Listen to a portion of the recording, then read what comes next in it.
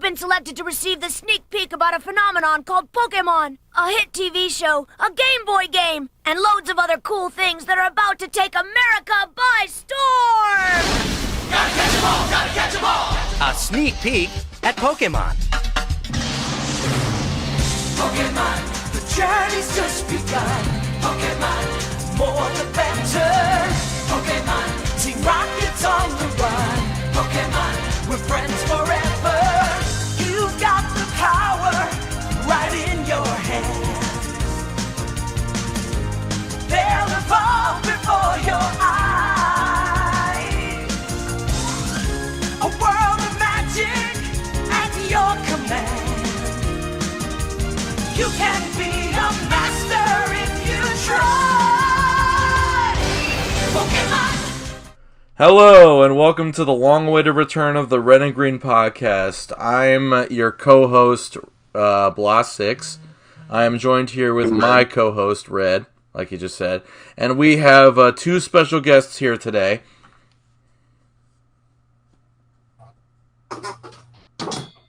Special guests. Sorry, this is Equestron. Hello. Sup guys, Speculore here. Yes, and as you might already know from the anime episode, Equestron has done the Everything Right / Wrong With MLP series. Speculore is, would you say famous in the fanfic making scene? No, I wouldn't go that far. Is a fanfic hobbyist. And my current assistant / editor in my fanfic stuff, which hopefully we'll get back on track soon. But I'll say this much: job switching recently has been not exactly as smooth of a transition as I would have liked. But that being said, we're here. We're finally back, and we're here to discuss a topic that I'd like to think that all four of us have at least a decent knowledge in, and that is Pokemon. Alright. So you're probably wondering, why did it take so long? What was the holdup? Well, I was working the whole time. No, that's not the reason. I was making him watch Digimon. Those two things combined made this take forever. Yes, watching Digimon, because he told me, if we're going to do a Pokemon episode of the podcast, you have to watch the entire first season of Digimon. Need I remind you, that's 54 episodes of 22 minutes apiece. We'll get to that closer to the end, but let's just say that was a very interesting reaction that Blah ended up having to that series, which when we get there I will be very hyped to talk about it. I'm sure. But let's start off with a little bit of a easing into this Pokemon topic. A much lighter note. With top 10 / top 12 or whatever of our favorite pocket monsters. So who'd like to begin? I'll start. Well, honestly, mine aren't going to be in any specific order because I can't really rank one over the other, well, except for a specific few. But top 10 Pokemon for me would have to be... give me a second. Would have to be Grimmsnarl,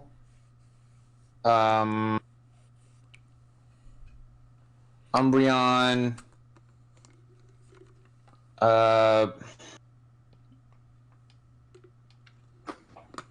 Xurkitree, I love Xurkitree, and Celesteela. I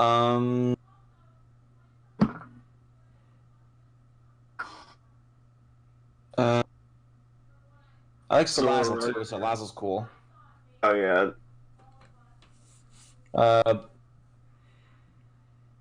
Frostmoth, Butterfree,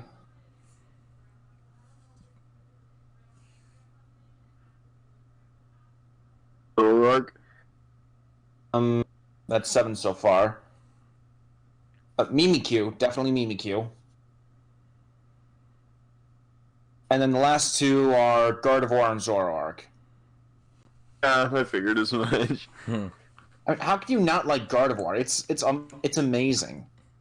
Yeah, Gardevoir is just one of the best Pokemon in the series. Honestly, I think most people just love that one. Yep. Yeah. Well, except for man children who can't handle the fact that one of the best Pokemon is like female coded. Yeah, it's so funny. It's like they had to add Gallade, and Gallade sucks, which is even funnier. I know, even its Mega sucks. It's so fucking awful. I did not know that. That's actually kind of sad. It is. It really is. Now, that line is the definition of girl power. Yeah. Or What about you, demasculinity, whichever comes first. Equestron, what are yours? Well, since I'm more Old school. used to like the old stuff, with only like very little of the new stuff. I mean, my top 10 in no particular order would probably be Pikachu, Lickitung, Psyduck, Charizard, Mewtwo. What's that? 5 right now. Dragonite, Lugia, Jigglypuff, Galarian Ponyta from Sword and Shield, or Shield, and Gyarados. That's 10, right? It's fair. Yeah. They're popular picks, but they're still good. Yeah. Yep. Yeah. It's popular. I don't like it. Said gonna Red go- every day of his life.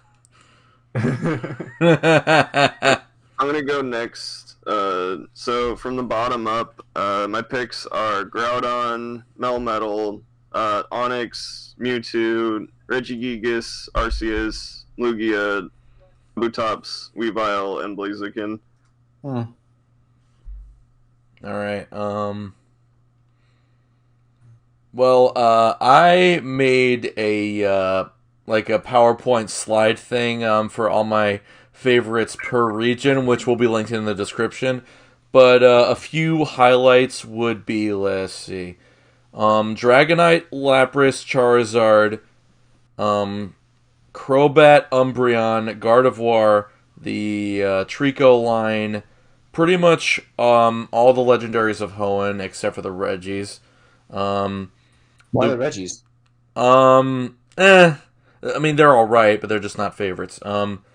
Let's see, Lucario, Baniri, Oshawott is just like adorable.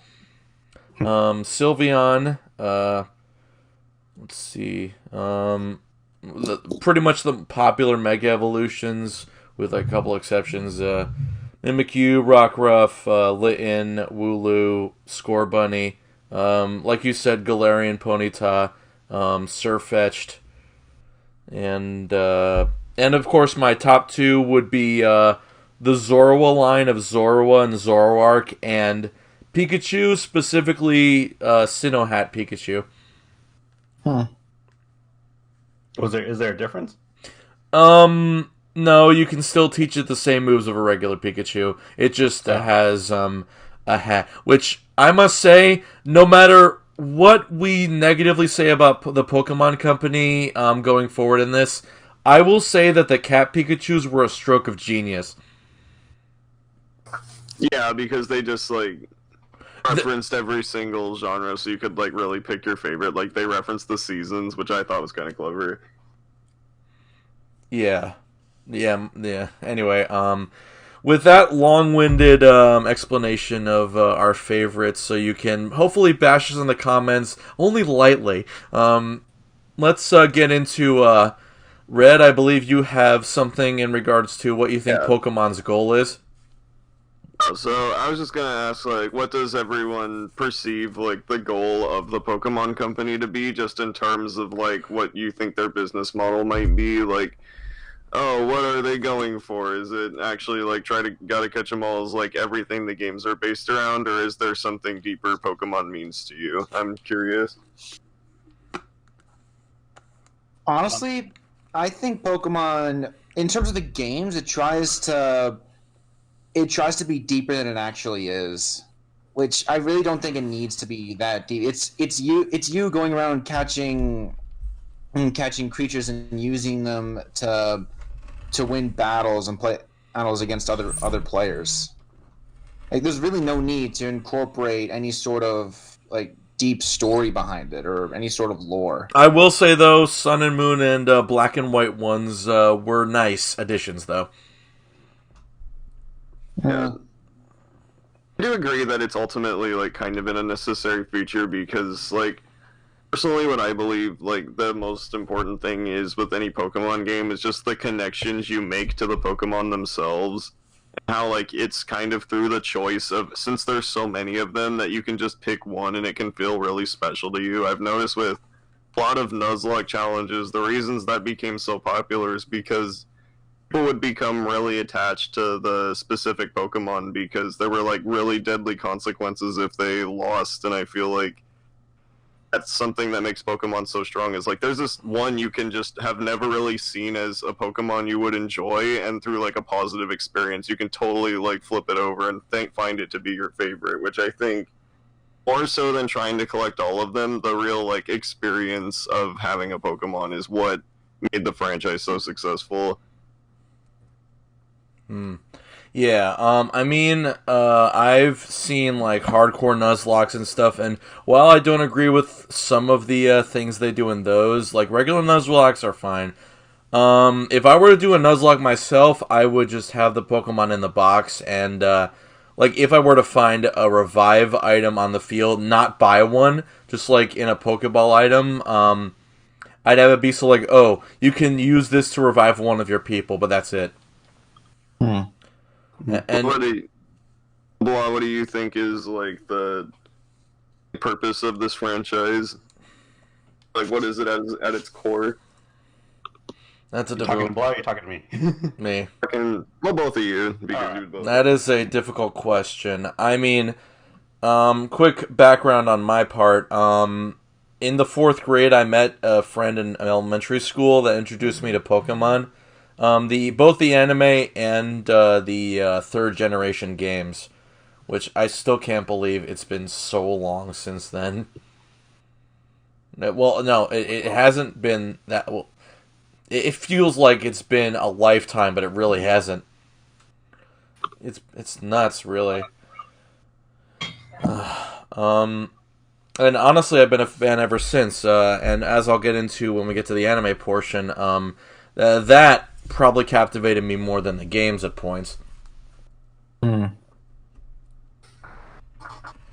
As for what the franchise is at your core, what do you really believe it to be? It's I forget his name, Satoshi Tajiri, or whoever the creator of Pokemon is. Like Miyamoto, he had an idea. Like, he was into bug and such collecting when he was a kid. And then that became the basis for Pokemon as a whole. That, no matter if the games themselves are as good or as bad as people make them out to be, the core of the franchise, I believe, is what he originally intended way back in 1996. To just have a game where you... Oh, sorry. No, wait, you go first. You didn't finish your thought. Just like, well, like you said, creating bonds with your Pokemon and stuff. And while it's, might be, easier to do that during a Nuzlocke, I do still find attachment to my Pokemon even while not doing a Nuzlocke. They get me through the entire journey, and I feel like I've grown attached to them, even if it's just a little bit.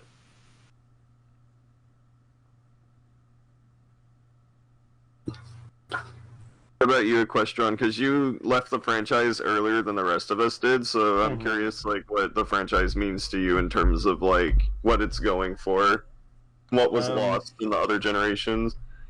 Well, just looking at it cynically, the goal is to make as much money as possible. True. Man, you sound a lot like Red right now. But looking at it from a very romanticized perspective, I suppose, is pretty much just the adventure of it.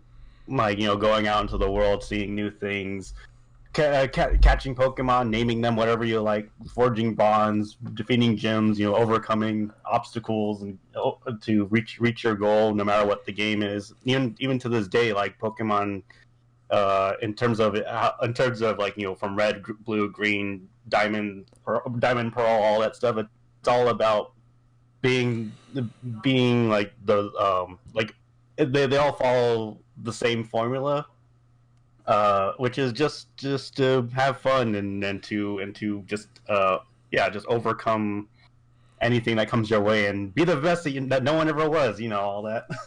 Yeah. So even though I dropped out of the franchise in terms of like watching the anime and I mean I still play a couple games every now and again because I'm playing Pokemon Shield, and I am excited to play new Pokemon Snap and Pokemon Breath of the Wild. But so it's like one of those like just when I think I'm out, they pull me back in kind of situations with the franchise. Reminds me of that one thing from The Godfather. I forget it was like part 1 or 2. Part 3, actually. That's what I thought they were out. They bring me back in. So even though I'm not as like hardcore as I used to be back in my younger days, like it's still a franchise I admire. For still going even after all these years. We're never really having a fan base that are just like, screw this, I'm out of here. Yeah. Actually, like talking about Pokemon Snap transitions pretty well into Blad's next point about. He was going to say spin-offs, but he was cut off by the lag. Okay. All right, no problem. Yeah. I figured that's where we were going with it. Yeah. New Pokemon Snap coming out is very exciting. I did like the original, but I did feel like it was hindered by the N64's technology. And I'm looking at new Pokemon Snap and I'm thinking, oh my god, look how far we've come from the N64 days. It's like, shit. Yeah, like, I think Pokemon Snap is just probably one of the most universally beloved spin-offs. It's like everyone seems to love that game, and it's just like it's fun. It's legitimately like such an unexpected hero in the genre. Yeah. What's so great about Pokemon Snap is that until now there was only one game. So it was like really special to have it. Yeah. But let's not forget the other N64 classic, Hey You Pikachu, and its sequel, Pokemon Channel. Ads for that one. I never played it myself. I didn't play Hey You Pikachu, but I did play Channel. It's kind of bland. Channel? Pikachu getting mad when you like say Sony, is that like intentionally programmed? No, I'm pretty sure that's just like a random thing. But I'm like, there's no way they could legally program that, right? No, if they did that, that'd be a really nice Easter egg, though. But Nintendo has done shit like that in the past. Like, there's little blue hedgehogs in like a Yoshi game that are really annoying, and like they've done it before. Like, and then you got Sega going, Sega Genesis does what Nintendo don't. And let's not forget the iconic, "Hey Plumber Boy, your nightmare has arrived." But even in like, because in Donkey Kong Country, there's like Sonic shoes and like Earthworm Jim's blaster just in the corner. It's like it's near a trash can.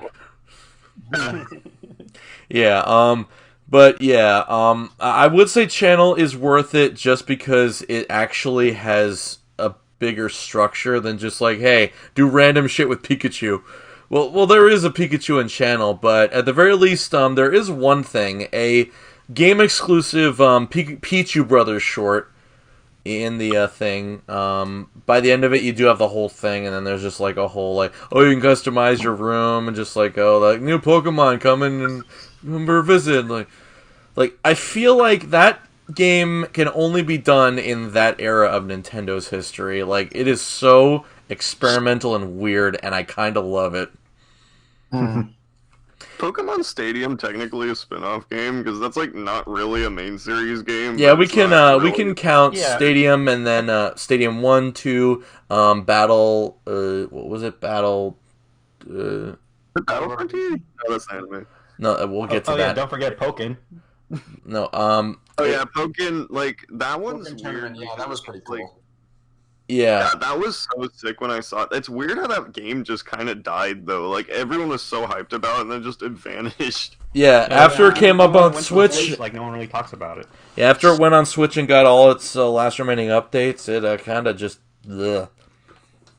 Like they were adding like the right Pokemon into the game. Like all their picks were really good. Like I don't know what went wrong. I think it's just because it's an arena fighter and those just don't work. Yeah, everyone's very hit and miss on the arena fighters. Soul Calibur wants to have a word with you. Anyway, let's see. There's I know there was a Wii game that was like Gen 4 focused that, and I'm not talking Poke Park. We'll get into that in a second. But it was like it had like Dialga and Palkia on the front cover of it, and it was called Battle What you're talking something. about. I don't know what the deal is. Battle with that. Revolution, you mean? Yes, Battle Revolution. Thank you. Thank you. Have any of you played that? Because I'm really curious. Like, what is inside that game? That is basically Stadium, but different, I guess. I've heard it's not really that good, mostly because the animations are really slow, and among a few other things. I forget what, but that was the main thing I remember. Yeah. I remember like people hating it when that game came out, and I'm like, well, it looks like Stadium. What's the problem? But there is a Pokemon 3D game, a Pokemon game with 3D models that people loved. It's not Coliseum, it's XD Gale of Darkness. Oh yeah, Gale of Darkness. My brother played that game growing up. I played a little bit of it, but Okay. my brother was really into it. I know I kid about Coliseum, but it just feels like that Gale of Darkness is just a way better version of that. I heard like Pokemon XD, which is the least like that title probably aged the worst of any Pokemon game. Like, Yeah. it's weird to think because like I've heard a lot of people really like they either love it or really hate it because they're like, oh, I hate that Shadow Pokemon don't like I can't choose what Pokemon I have, but the other half of people are like, yeah, but I just like the story and like how this game works, so I'm curious where you guys fall on that. I like it. I haven't finished it yet, but I want to at some point. Yeah. Pokemon Ranger, that shit's like vanished too. Like that was they were pushing that so hard. They even had some ties to the anime, which we'll get in. I guess we might as well get into it now because, well, just the crossovers in the anime. They had one per each of the games. There was one in Battle Frontier. Really? Yeah, there were There were two in Battle Frontier, 2 instances of Pokemon Ranger, and then one in Sinnoh. There was Celebi, there was the Green Guardian, and then Deoxys Crisis, and then there was Pokemon Ranger and the Kidnap Riolu parts 1 and part 2, and then there was also another one involving a Heatran. Yeah, there was. Heatran Rescue. That might be the worst one of them all, mostly because that dopey looking Ranger is there because like that is just like. Ugh. I didn't think he was that bad. I thought it was all right. Solana was a lot more better, I guess the word would be. But and then there was that guy that had the like upgraded Yeah, Kellen. Yeah. Just like that Riolu episode in Diamond and Pearl was like great. I love that. It was really cool. I just find it so funny, like how much a product of the 2000s, like Pokemon Ranger was. It's just like they got the Scouters going on. You got like the lasso, and it looks like super dumb in like the movies and stuff. Like it was so funny, like how hard they tried to push that, and just no one was down for it. I mean, didn't you guys see Jaden Animation's video on Pokemon Ranger Shadows of Almia? Oh yeah, I saw that. Like I'm just realizing like she got further in the game than I did, and I kind of feel ashamed of that. Yeah, I thought it was really. Yeah, I thought it was really funny. It was just like I just said, I didn't complete Shadows of Almia or Guardians. I might have done Guardian Signs, I don't remember, but I only just recently touched the first game on the Wii U Virtual Console. I want to go back and complete all 3 of the games at some point, but yeah, like I have a lot of fond memories of the game. What? What was the Pokemon game where you're in like feudal Japan? Oh, that's Pokemon Conquest. That's another game I didn't finish. Well, like I think the only $60 for these games if you don't finish them. well, it wasn't $60. I think it was just like 40. Still pretty bad. Fair enough, but I mean, I think I might still have it unless I had to sell it because things are fucking expensive. But I do want to play it again. Definitely want to play it again because I'm just like really curious about it and want to see how far I can get. Then there's like a million Pokemon puzzle games. I don't think any person alive has actually played Puzzle them all. League, Puzzle Challenge. I've played a couple of Pokemon puzzle games on like the Cartoon Network website, but that's it. Oh yeah, I don't even think you can do those anymore. That's really interesting. Yeah, that's because Flash is over. Unless you wanna, I think there's like a program that saves it, but you got to install some drivers and stuff first. But that's fine. Yeah. Yeah. I mentioned this earlier. There were 2 Wii games called Poke Park and Poke Park 2 Wonders Beyond. Play those? I did. They were pretty fun. I guess the best way to sum it up was literally Pokemon Facebook, where you literally have to get so many friends. Sorry, guys, I'm getting a call. Be right back. Alright. Yeah, so basically it's like Pokemon Facebook, where you have to get like 1 billion friends. Yeah. And you gotta save the world. Yeah, the original was mostly focused on Gens 1 to 4, and then pretty much 2 was just like a big Gen 5 an advertisement, where you play as Snivy, Oshawott, and Tepig.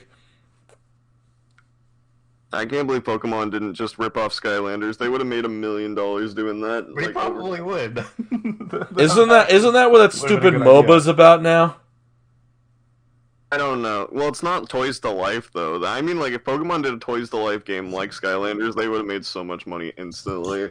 Yeah. Like What? that'd probably still be going to this day. Oh, speaking of, actually, they technically did do a Toys to Life game. It's called Pokemon Rumble. Oh yeah, I remember hearing about. I never played it. I was way more into the anime than the games, honestly. Yeah, and we'll get to that soon, I assure you. So don't worry. Yeah, Rumble. I played it. It was not worth my time. I don't think. Well, that's unfortunate. I mean, it's all right, but it's like I'm not really into like those kind of games. Like, you don't really get upgrades.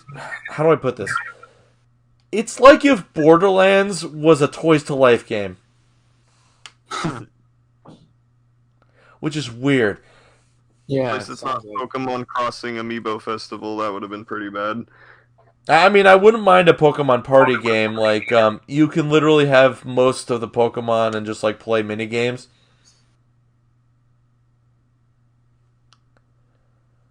Yeah. Probably wouldn't be too bad. Yeah. What other? Not everything. No, I think there might be like 1 or 2 more. Hold on. Not Pokemon Kart Racer. Actually, Pokemon Dash on the DS. Oh, wait, hold on, look at this up. Yeah, you can look that up. I'll remember some more. Oh, we're forgetting about the most popular spin-off, Pokemon Mystery Dungeon. I was wondering when you were gonna get to that. Okay, let me start it off by saying I started with Explorers of Time on DS, and then I went to Sky, then Gates to Infinity, Super, and then I went back to play the recently made remake on the Switch. I love them all. And I love the remake of the game so much, I literally bought plushies of the main characters that I made in the game. Pikachu and Eevee. Oh. And I kind of sort of ship them together because I'm that kind of person. Yeah. Did any of you guys see Sketchy the Changeling's video on his experience with Pokemon Mystery Dungeon? How'd that go? Yeah, it was really cool. he really respects the game a lot, mostly because it brought him out of his funk regarding the main series of Pokemon. It was around Gen 4, I think. He didn't really like the Gen 4 games, but then Pokemon Mystery Dungeon, they reignited his love for the franchise. Yeah. Mystery Dungeon is definitely like a whole franchise unto itself. Like I think that is just the most successful spin-off. Actually, you know what it reminds me of? Mystery Dungeon reminds me. Pokemon Mystery Dungeon reminds me that there actually is another Mystery Dungeon franchise that's made under another name. I forget what it's called. And this is the exact scenario that Shin Megami Tensei and Persona has, where the spin-off is more popular than the original. Detective Pikachu. Oh yeah, and I guess we'll mention that last because, you know, it not only had a game, but also has a movie. Oh yeah, I love the movie. Yeah, the movie was great. Absolutely great. And there apparently is supposed to be a new Detective Pikachu game coming out on Switch, which I'm thinking might be just like a complete collection of like that game converted for Switch, and then just like the final chapters of the game.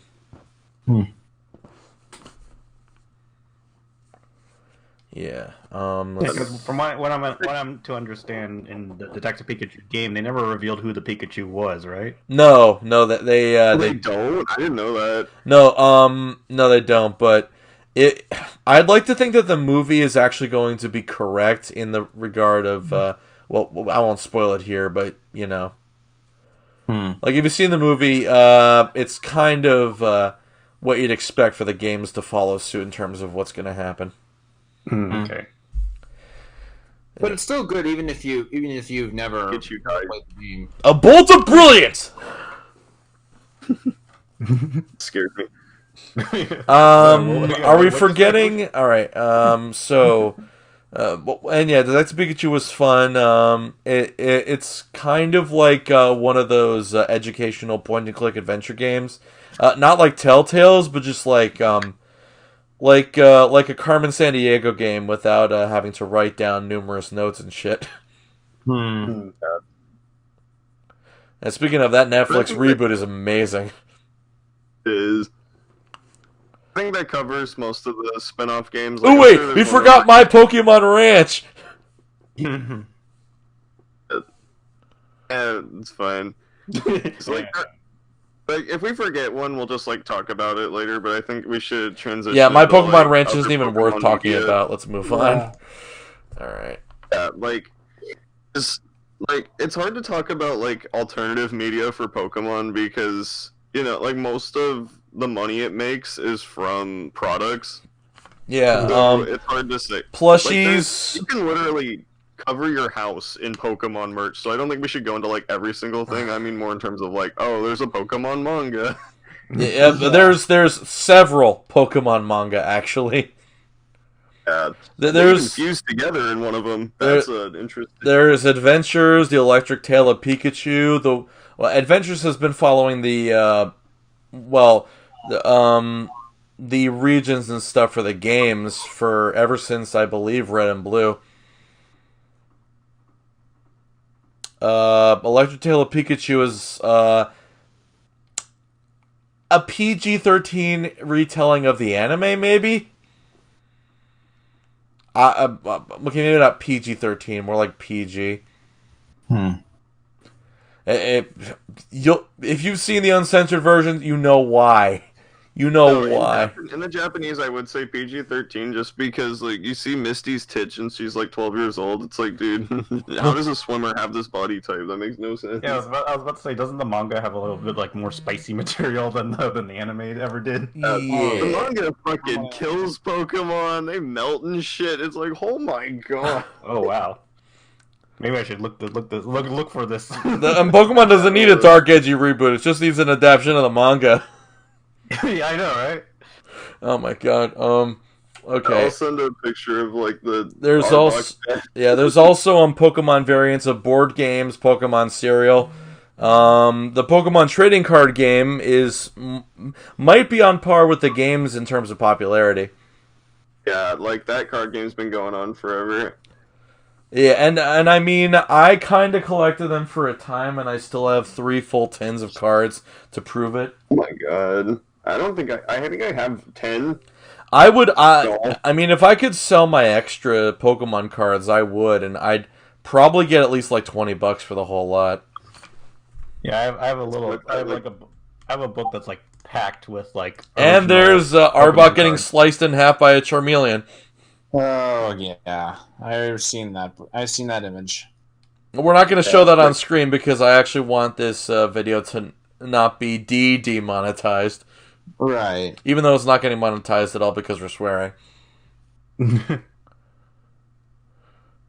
yeah, like I have a book that has like a lot of the original Pokemon cards in it. I think I collected up until the 3rd movie. But so I have like all of the holofoils for the first movie, and then also the second movie had the ancient Mew card, so I have that too. Oh yeah, Mr. Lawrence. Can't believe all the rare Charizard cards are like in the same place. Like one person owns every single one, pretty much. Yeah, I mean I have a holofoil Charizard as well, but not a first edition, which I'm sure are the ones that are selling for like hundreds of thousands of dollars. I mean, if somebody said like, "Hey, want to trade your reverse holo Rayquaza shiny thing for like $500?" I'd be like, "Okay, sure, man, whatever you say." God, if I could get a birthday Pikachu card, dude, that'd be over. No, Pikachu artist card. Like, that card is. That's just like hundreds of thousands of dollars, I think. Oh, that's a card that's actually lost in the mail somewhere. If I had that card, I would sell it to the highest bidder. Probably get that would be the way to get my million. Yeah, like I don't know if any of you guys ever watched Larry Bundy or Guru Larry. Oh, I do. Yeah, and he's talking about things that were lost in the mail. One of them was one of those artist Pikachu cards, and to this day, no one's ever found it. They probably yanked that shit. They're like, I know this is worth it. Yeah. Because they only made like a handful of them. Yeah, a literal handful. I think there's like 5 or 3 in existence. Yeah. So someone went on eBay and said, "Hey, I have this," and people will be like, "Hey, wait a minute." Yeah. Okay, just wanted to double check. Yeah, the recording's still going. Thank goodness. Okay, all right. Gonna need to keep going for a little bit. Yeah, we still got an important topic that was very popular before everything went to shit. The first time before everything went to shit. And that is the phenomenon of 2016 known as Pokemon Go. Oh yeah. Yeah, that's the day where I felt like I actually belonged in a group of people. That was so fun. Like when it first came out, like I was doing it with all my friends. We were going out super late at night. Like I literally went miles and miles away from my house to try and get a Pikachu that would spawn at like a fucking park. Dude, Pokemon is such a powerful franchise. It got gamers off their ass. Like, really think about that for a second. It's also so powerful, it actually helps them brush their teeth. And there were a bunch of memes about how people were walking around so much they were getting buff. Oh my god. 20-something trader wants to battle. People like modded. The coolest thing about Pokemon Go was definitely the first trailer. The first trailer was amazing. Yeah. And I mean, if there were like more raids in my area and stuff like that, and if this fucking pandemic didn't happen, then I would probably get back into Pokemon Go just because the anniversary is around here, and like I'm pretty sure people will be like feeling nostalgic. I feel like that game would have maintained its popularity if they just added real battling from the start. Like, that's the most fun part, is when you're like, okay, I've kind of done everything, but now I can go against my friends. Like, that shit's really fun and encourages people to keep playing.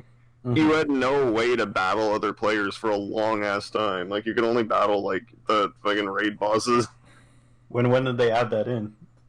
I don't know if they even did. Like, I Okay. left it a while ago, so I'm not sure. I'm pretty Like, sure we'll they let you did know. add it at some point. It might have been around the time, like before Gen 2 made the rounds. I'm not sure. Because, like, their audience just crashed. Like, it was so crazy, because, like, they just didn't update. Like, they didn't keep it going. Like, they didn't do anything to build up momentum, and they lost so much money. Hmm. Pokemon is such a valuable franchise that it's still one of the most successful apps on the App Store. And I mean, So- I'd rather play that than a lot of other games. Like, you ever see commercials for those fucking, games that are just like, oh, well, it's a puzzle game, but it fucking tricks you into thinking like it's a multiple choice game. You ever seen those apps and ads on the on your phone? No, I don't think Oh, so. I know what you're talking about. Like it's this so one basically guy. What they do Like for example, is it's like this. everything's like, it acts like it's a quiz question, and it doesn't matter whichever one you pick. It just sends you to the page on the App Store. It's so stupid. They should not. Yeah, be able to do yeah, that. and I'm But- thinking to myself, well, why don't they just make a game all about like multiple choices and stuff? I think they are. I think like somebody who's like really fed up with that actually is making a game like that, but I forget who or what it is. But yeah, like actually, it reminds me of fucking Henry Stickmin, which is also a game that has already exist. Blah plays 5 games. More like Blah plays 500 games. More like Blah plays 10. Yeah. Anyway, yeah. So I would rather play Pokemon over any of those types of games any day. And Yeah. even there's actually another Pokemon mobile game called Masters. Now you can play Pokemon Go sitting on your ass, which, by the way, they banned players at the beginning because they modded the game to where you could just walk around without having to move. Those players got permanent banned, but now it's just a feature in the game. Mostly because, you know, we can't really do that at all, period. Yeah. Yeah, but yeah, it had to it itself had to evolve. Like, it's so funny because, like, Nintendo's stock went up when the game came out, and then Nintendo's like, no, this is just Niantic's game, and Nintendo's stock dropped again. It's like, dude. I would love to travel back in time. Well, first I'd love to know how the hell stocks work, and then travel back in time, and then just like, okay, I'm gonna just like, well, first I'd buy a lot of stocks after that announcement, then go back in time, and they'll like sell all of them when Pokemon Go is announced. You should really invest in GameStop. Are you kidding me? That would be worth so much fucking money. I do that like when they're starting out, of course. Like when they originally get stocks, just like I would just like wait, and then just like, and then I'd probably just sell them all by now. Yeah. Like, Anyway, yeah. Enough about stocks and stuff like that. Yeah. So Pokemon Go. Pokemon Go is fine. Actually, let me open up Pokemon Go and see what Pokemon I still have on there. I don't have it anymore. What was funny is that back, I think it was back during the height of Pokemon Go. Facebook was holding like a Pokemon Go I guess event where they screened the first 2 Pokemon movies, and then they talked to some guy that plays Pokemon Go at the end of it. Wow. It was so freaking. It was like it was fun to see the movies again, but the post movies interview was so dumb because it had nothing to do with the movies. We're just talking about Pokemon Go. I'm just like I just watched these 2 movies. Like, couldn't you just have gotten someone like attached, like I don't know, from like the 4Kids dub or something? Talk to them about it. And like, and the seating was like just so bad because we're sitting on like metal chairs that were like strung together by zip ties. Dude. So it was like super uncomfortable. Dude, your butt was like totally on the chair, man. I mean, the screening was only like, a couple bucks, which was fine, but it was just like I kind of wish that I was like, it would have killed you guys to have like a couch or something. Oh, it looks like they're up to Gen 6. Oh my god, that's nuts. Like, I remember playing that and being like, okay, when are they gonna add Pokemon? They just didn't for years. Actually, wait, no, I think they actually might be up to the current gen. I don't... wait, I'd have to check. Hold on. My friends were making fun of me so much when Gen 2 came out because I kept saying they were never gonna add Pokemon, and I was wrong. And I'm like, well, I'm not mad because they actually did what I wanted them to do. Ooh, I'm about to catch a Geodude. I remember seeing a video by a guy named MNJTV Pokevids about Pokemon fan stereotypes, and he did a skit about like people who only play Pokemon Go. I caught a Geodude! Oh, awesome! Yeah, and then he did a double performance. He played himself and a friend. And the friend talked about how he finally got his first shiny, but guess what it ended up being? But An Alolan Meowth. dude, if it was a Alolan Persian, that would be fun. Oh wait, oh shit, I found an Eevee! Dude, stop playing Pokemon Go. Oh, We're sorry. supposed to be talking about Pokemon, not playing it. Don't be Raja. Don't be what? Was the kid who sang the stupid fucking Pokemon Go song? Pokemon Go Like, he got so mad when people made fun of him. Like, his song afterward, I think, has more dislikes. Wow. Yeah, anyway, so I'm pretty sure I do have at least one Pikachu from that one time I went all the way at that town. I just caught an Eevee, so there you go. Get off Pokemon Go. Alright, shut up.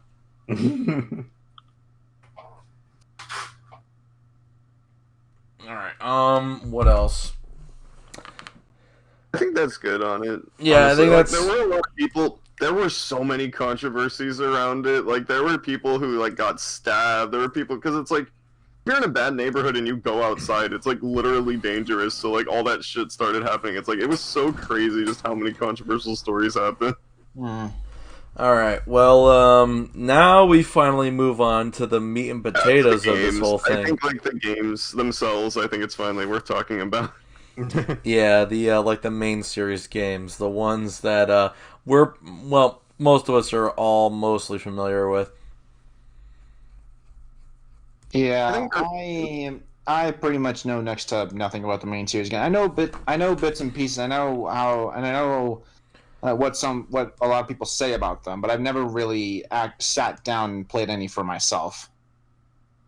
Yeah, I've never beaten one. Like, I got to the end of Pokemon Leaf Green, and then it's like, oh, to beat the Elite Four, you have to beat them all in a row, and the champion, and also I was super under-leveled, and I'm just like, well, I'm fucked. Wow. You do realize that you can go and heal yourself with your items, right? I was too lazy to, like, level grind, so I never beat it, and that was the... Yeah. Anyway, like, I have played a lot of the games, but I haven't really beaten at least over half of them. Were they just too boring, or was it just, like, too much of a time commitment? For example, with Emerald, I was a kid, and I didn't really understand fully how type matchups worked and all that stuff. I was just trying to get lucky with all the matchups and stuff, and so I was just like, I got a GameCube game I want to play, so there you go. I want to play this GameCube game called Paper Mario: The Thousand-Year Door, so there you go. Oh, my brother loves that. My brother loved that game. Wish Nintendo would re-release it in a trilogy like Paper Mario All-Star, but no. No, here's what Nintendo will do. They'll do the Paper Mario trilogy. It'll be Sticker Star, and then, like... Color Splash and Origami King. Yeah, like, they'll do that. If they do that, I will join you in burning down Nintendo.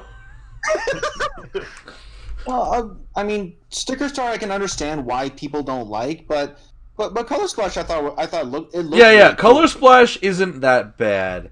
It's what it represents is abhorrent. It's the precedent it sets that people are more mad about than really, like, the games themselves, because they're not really bad games. It's like, they just could be a lot better. And plus, the fact that what it is the reason why people are upset, not the quality of the game itself. What I said. Wait, what do you mean by what it represents? It represents Nintendo not fucking listening. Like, Nintendo is just willing to say, okay, fuck the original thing, we're going all in on this gimmick, whether it's good or not. Yeah, exactly. Like I'm just ignoring fan feedback and stuff like that, even though the most popular demographic of them is people our age and gender. Yeah. We're not talking about Paper Mario. Yeah. Okay, all right. Well, we'll talk about that when we eventually get to the Mario one, which will eventually happen. Mike, you combine it with Zelda. There isn't a lot to say on the main series games outside of like the most recent ones because just like they're but RPGs. Yeah. Like, they're just kind of like they function okay, they play okay, they aren't really anything impressive. Yeah. Speaking of RPGs, let's get back to Pokemon. Yeah, let's. All right. So I'm saying though, just like Pokemon games are subpar RPGs. Yeah, the other example that I had for why I didn't finish it was Let's Go Pikachu. That's mostly down to, I would honestly say, just like the decisions of you wanna make the controls kind of obtuse? Okay. Oh, you wanna make catching like Pokemon Go? Why? It's like, if they're gonna use motion controls, why don't they make it a choice? Like, Switch controllers are so dysfunctional. It's like, why would you force that on player? Yeah, you mean the Joy-Cons? Like the Pro controllers are fine. The Joy-Cons have a history of. My Pro controller drifts too. It actually drifts worse. I haven't had really any drift problems, thankfully. But yeah. I don't throw your controllers as much as I do. That'd do it. That'd fucking do it. The only time I've really had the urge to like throw my controller onto the ground was when I was during high school when someone pretty much steamrolled me in a game of Injustice Gods Among Us. I feel that.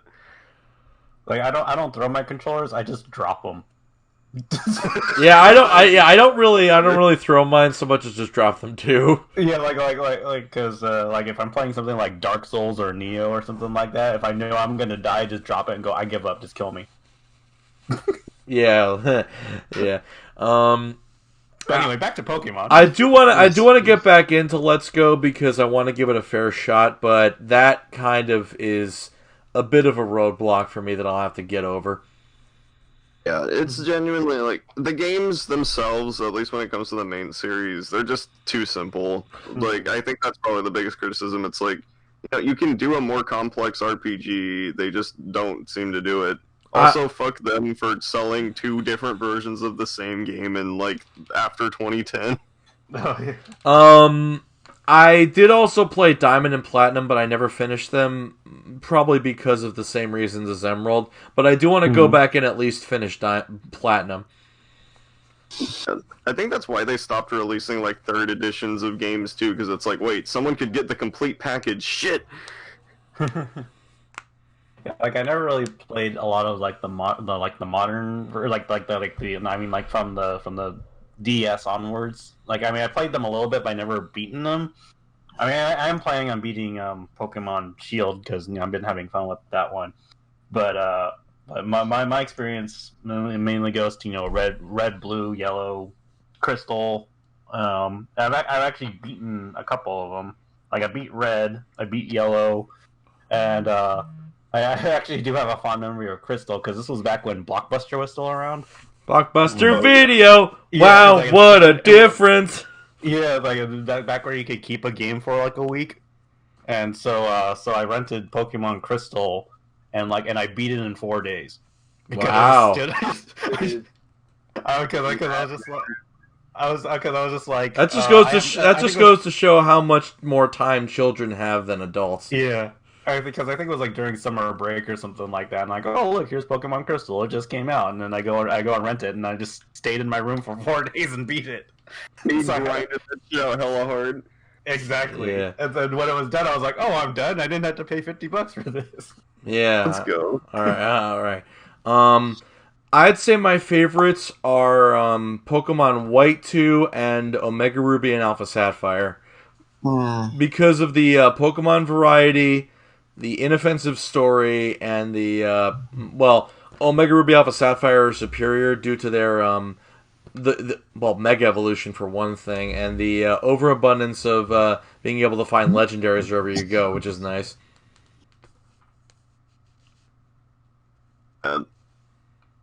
Honestly, my favorite Pokemon games, like, I'll get to those later, but they aren't main series games.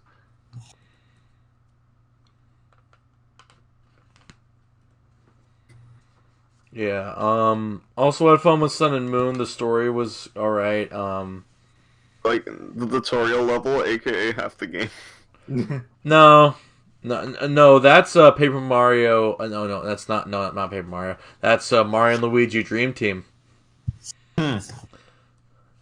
Like that tutorial went on for fucking ever, and the game sucks. I hate it. I heard, like, Dream Team was, like, the best one, which I find, like... No, it's not! No, it is not! Bowser's Inside Story is the best one. I do. Well, Bowser's Inside Story or Paper Jam. Being inside Bowser, the game.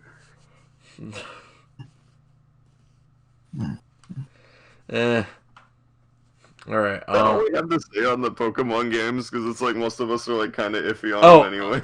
We're gonna get into what is it, Sword and Shield later on, because you have a lot of thoughts about that, I'm sure. But we can talk about how like Gen 1 is like mad broken and how like that game just doesn't function. You literally get into like a rap loop with another Pokemon, and it just keeps going and going and going. That's the worst thing too. It's because like rap in Pokemon Gen 1, you could use it and it would do like a sliver of damage, but the other person couldn't move. So you could just keep using that move until they had no health. Yeah, and then Gen 2 Imagine playing Pokemon Stadium where the animation takes like 20 seconds each time, and you can imagine how that feels. Yeah, that'd be nuts. Then Gen 2 looked at it and said, okay, we can do something better with this. Cracking their knuckles and fucking fixing a lot of the issues. Yeah, it's really crazy to think like how Gen 2 fixed so much. They're like, okay, we need a bugs type we need 2 bug types that can actually kill psychic types. So here's Scizor and fucking Heracross to just like stop that shit. I'm just imagining like a Scizor is grabbing Mewtwo's fucking front arms, and then like a Heracross literally has its horn on its stomach and just like, Hera! Have you seen like Lord Chilled in Dragon Ball? No. Oh, I know who you're talking about. I think what Bardock did to Lord Chilled, like, when he first grabs and, like, slams him against the floor, that's what Scizor does to Alakazam. Yeah, I didn't really play those. I did play the remakes. The remakes are very nice and very fun. The fact that Pokemon follow you around in the remake is very nice. And that's one of the reasons why I like Let's Go, because that carries over, and that's really cool. I hate to date this podcast, but, like, the Gen 4 remakes coming out, I did not think that was ever going to happen. I was going to mention that later. Thanks for ruining the surprise, Dick Cheese. So you're talking about the remakes of Diamond and Pearl, right? Yeah, okay. Stop it! No, I'm not going to stop. This train, it keeps on going and going and going. Like the other...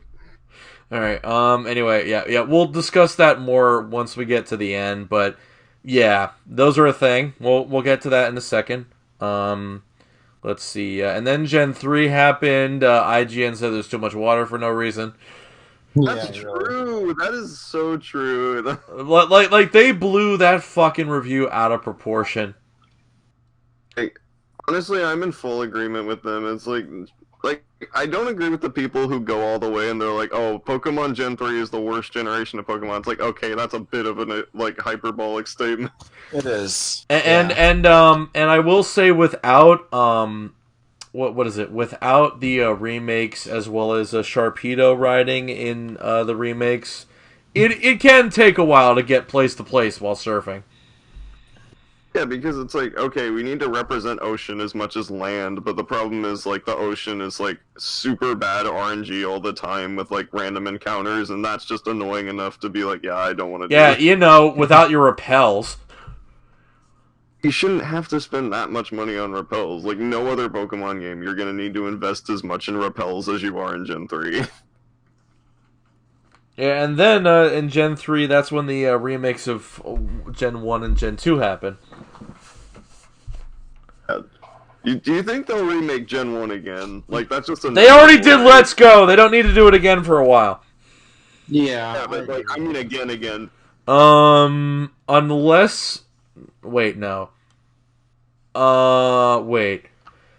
If we get to a point where they need to remake, Generation 7, then yes.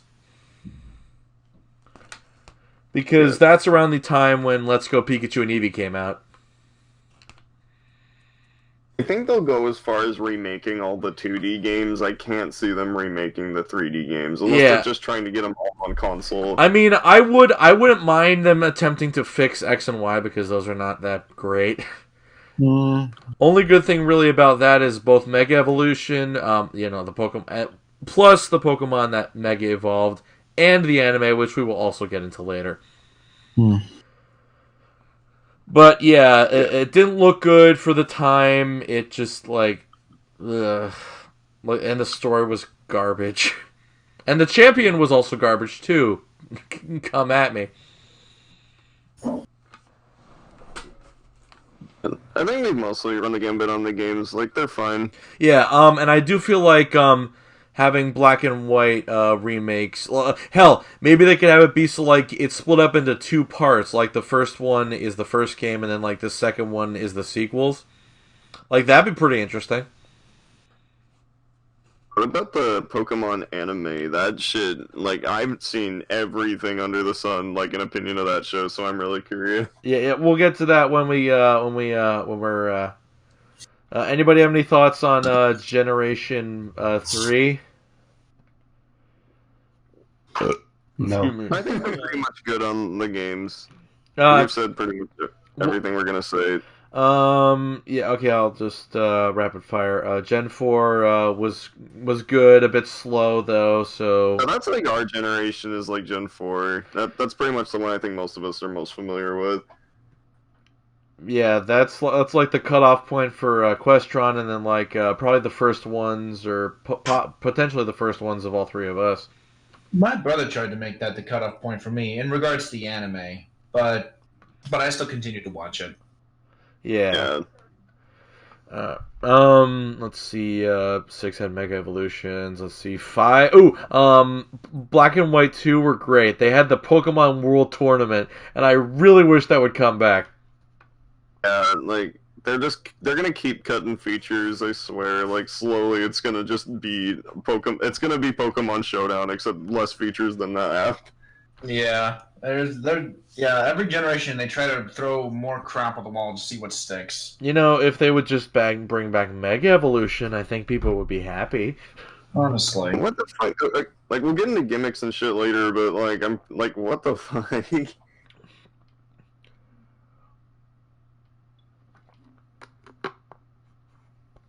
Gen 5, I think, like, has really nice pixel art. Like, they never had the sprites move until that game, and my god, like, it looks great in motion. Yeah, I completely agree. Like, I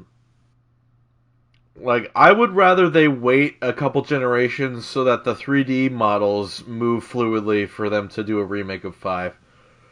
Oh, when they made the models, they made them, like, 3 games ahead in terms of graphics. They just put the graphics lower on the models. Yeah, and I definitely like the battles of White and White 2, White 2, yeah, Gen 5. I like the battles of Gen 5 because of that. For fuck's sake, why can't I talk? Yeah, it also had what was it called? It was called something Avenue in White 2 and Black 2, where you could literally just like run a fucking district of Nimbasa City. And like that was pretty fun. You could literally just like get profits and shit.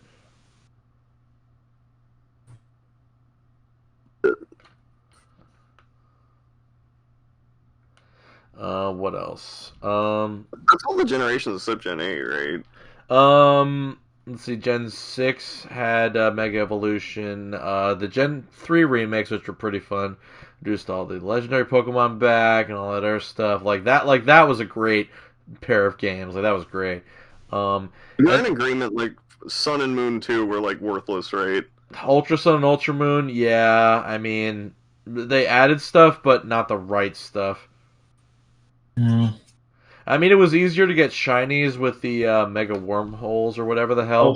And that makes it less significant. It's like, yeah, I can mod shinies in 2, but I don't want to do that. Yeah, actually, I actually want to talk about cheating for a second.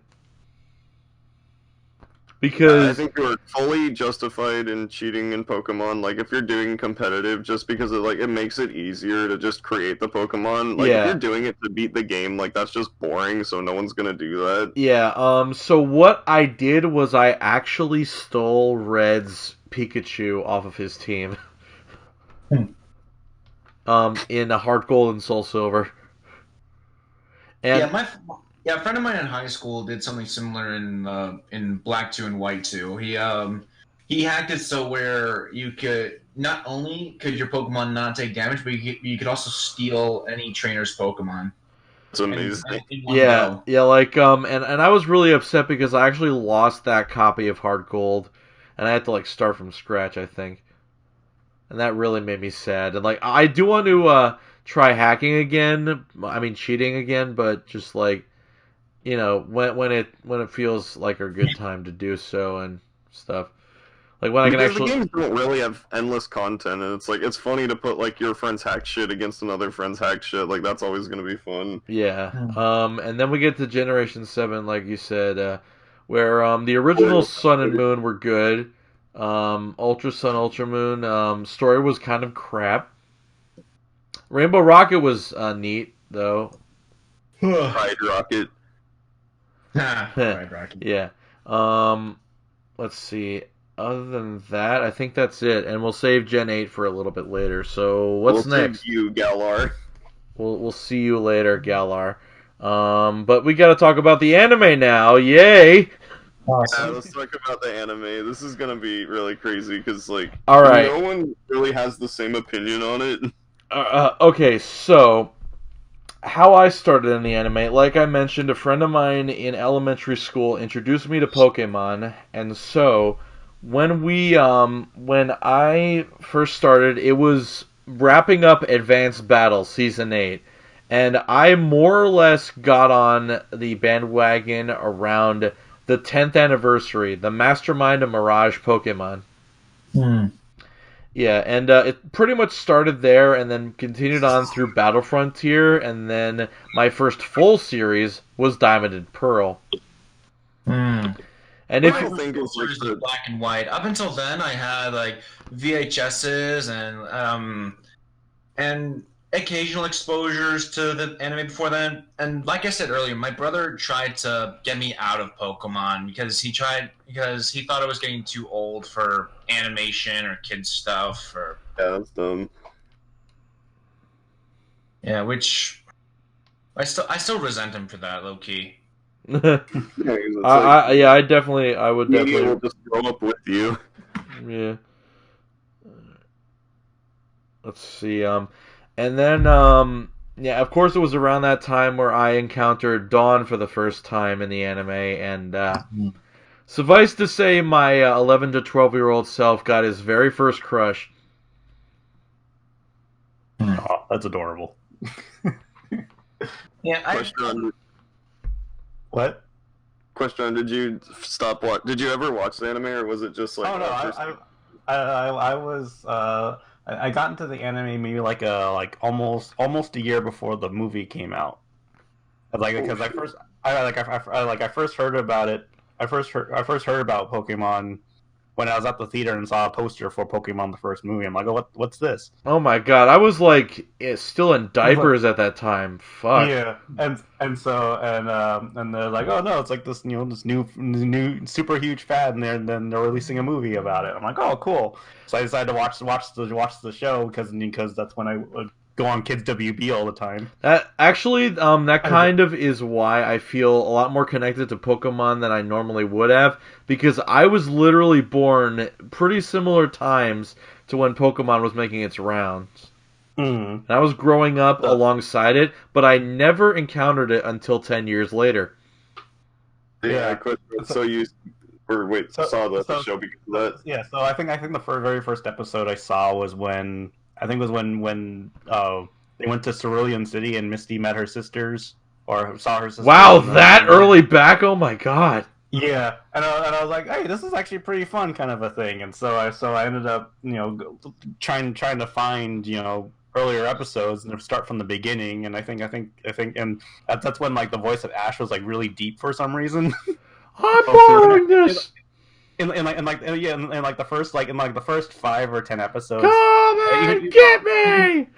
Even though Rock and Taylor was still voicing the character, they didn't get they didn't get the voice down yet for Ash. I'd say like the proper getting down to the voice might have been at Palette Party. Well, okay, maybe not that late, but around when as they moved closer to the Pokemon League, the voice normalized, as did the voice for pretty much every character. Yeah. So I ended up getting to the start of the series and then started working my way through it, and I was like, oh, this is a really good show. So I just watch it every time it shows up on Kids WB. Yeah. So by the time the movie came out, I was like all super excited because Pokemon fever, everyone's all excited to see it. Packed house, Wednesday night screening. But yeah, and so I think I stopped watching the anime I think shortly after May showed up. Yeah.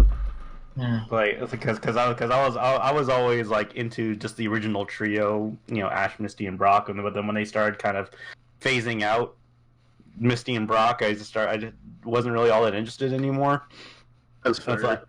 And then knowing that May's contribution, at least at first, to the storyline was pretty much a repaint of Misty. How is it a repaint of Misty? No, I wouldn't say that. But, no, she was just kind of afraid of all Pokemon, not just bugs. No, I'm talking about the bike situation because they both started off with a bike. Oh well, honestly, I consider that just a running gag or a rule of 3. Yeah, it is a running gag. But once you get past that, May has her own goals, her own ideals. No, she didn't start out that way. She started out being afraid of Pokemon, but then when she encountered her first contest, she kind of just got the idea. Hey, this sounds like fun. I want to try that. Exactly, and that's why I think May is a much better companion than Misty. Yeah. Sorry. I didn't mean to imply that I stopped because of that the bike situation. I was just like, oh, that's familiar to me. But anyway, I still kept going up. I started being more off and on with the series. I wasn't really paying attention to the story arcs, and then once I found out that Rock and Taylor stopped playing Ash Ketchum, I was like, okay, I'm done.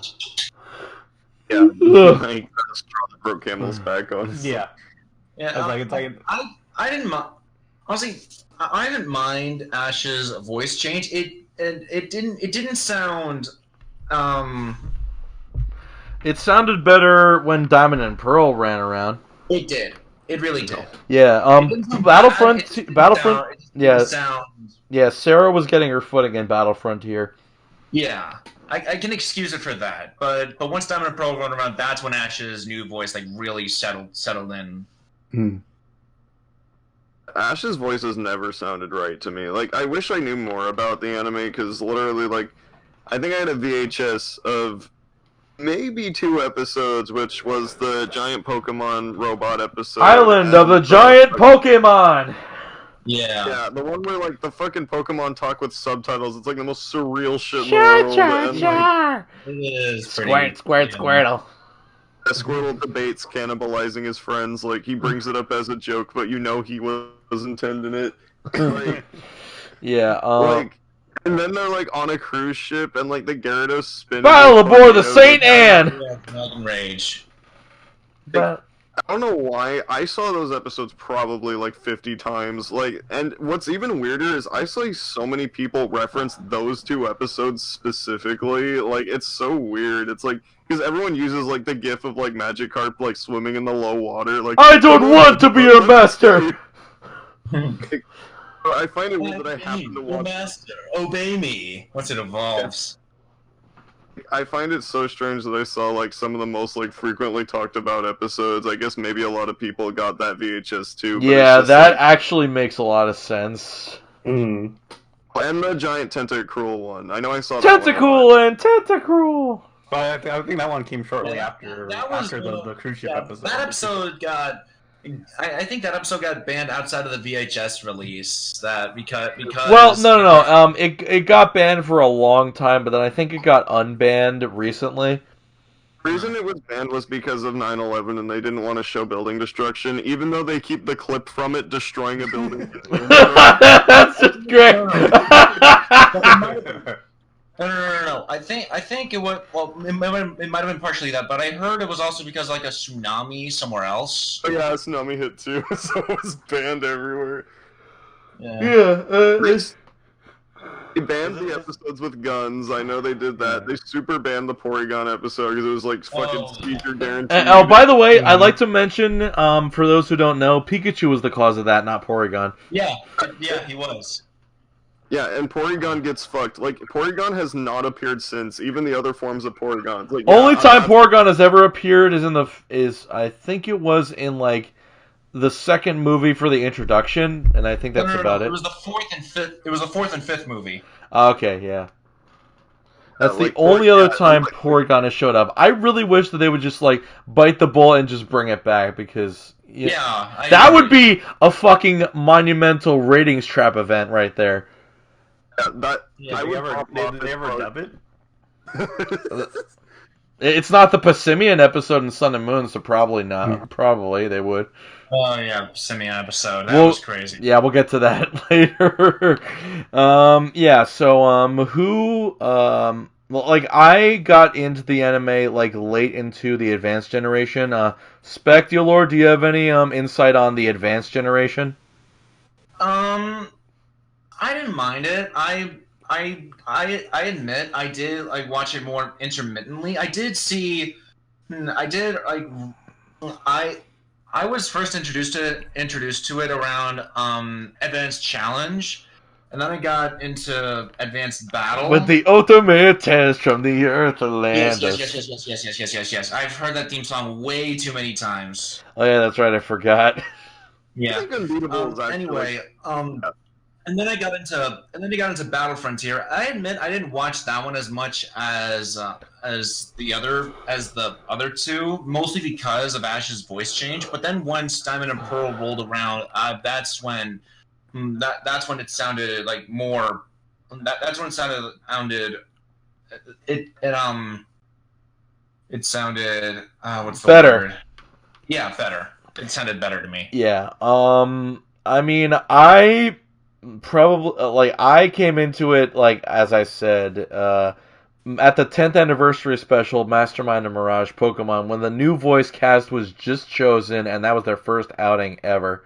And I was like, I don't notice anything because I only saw that as just like what? And then Battle Frontier happened. I was like, okay.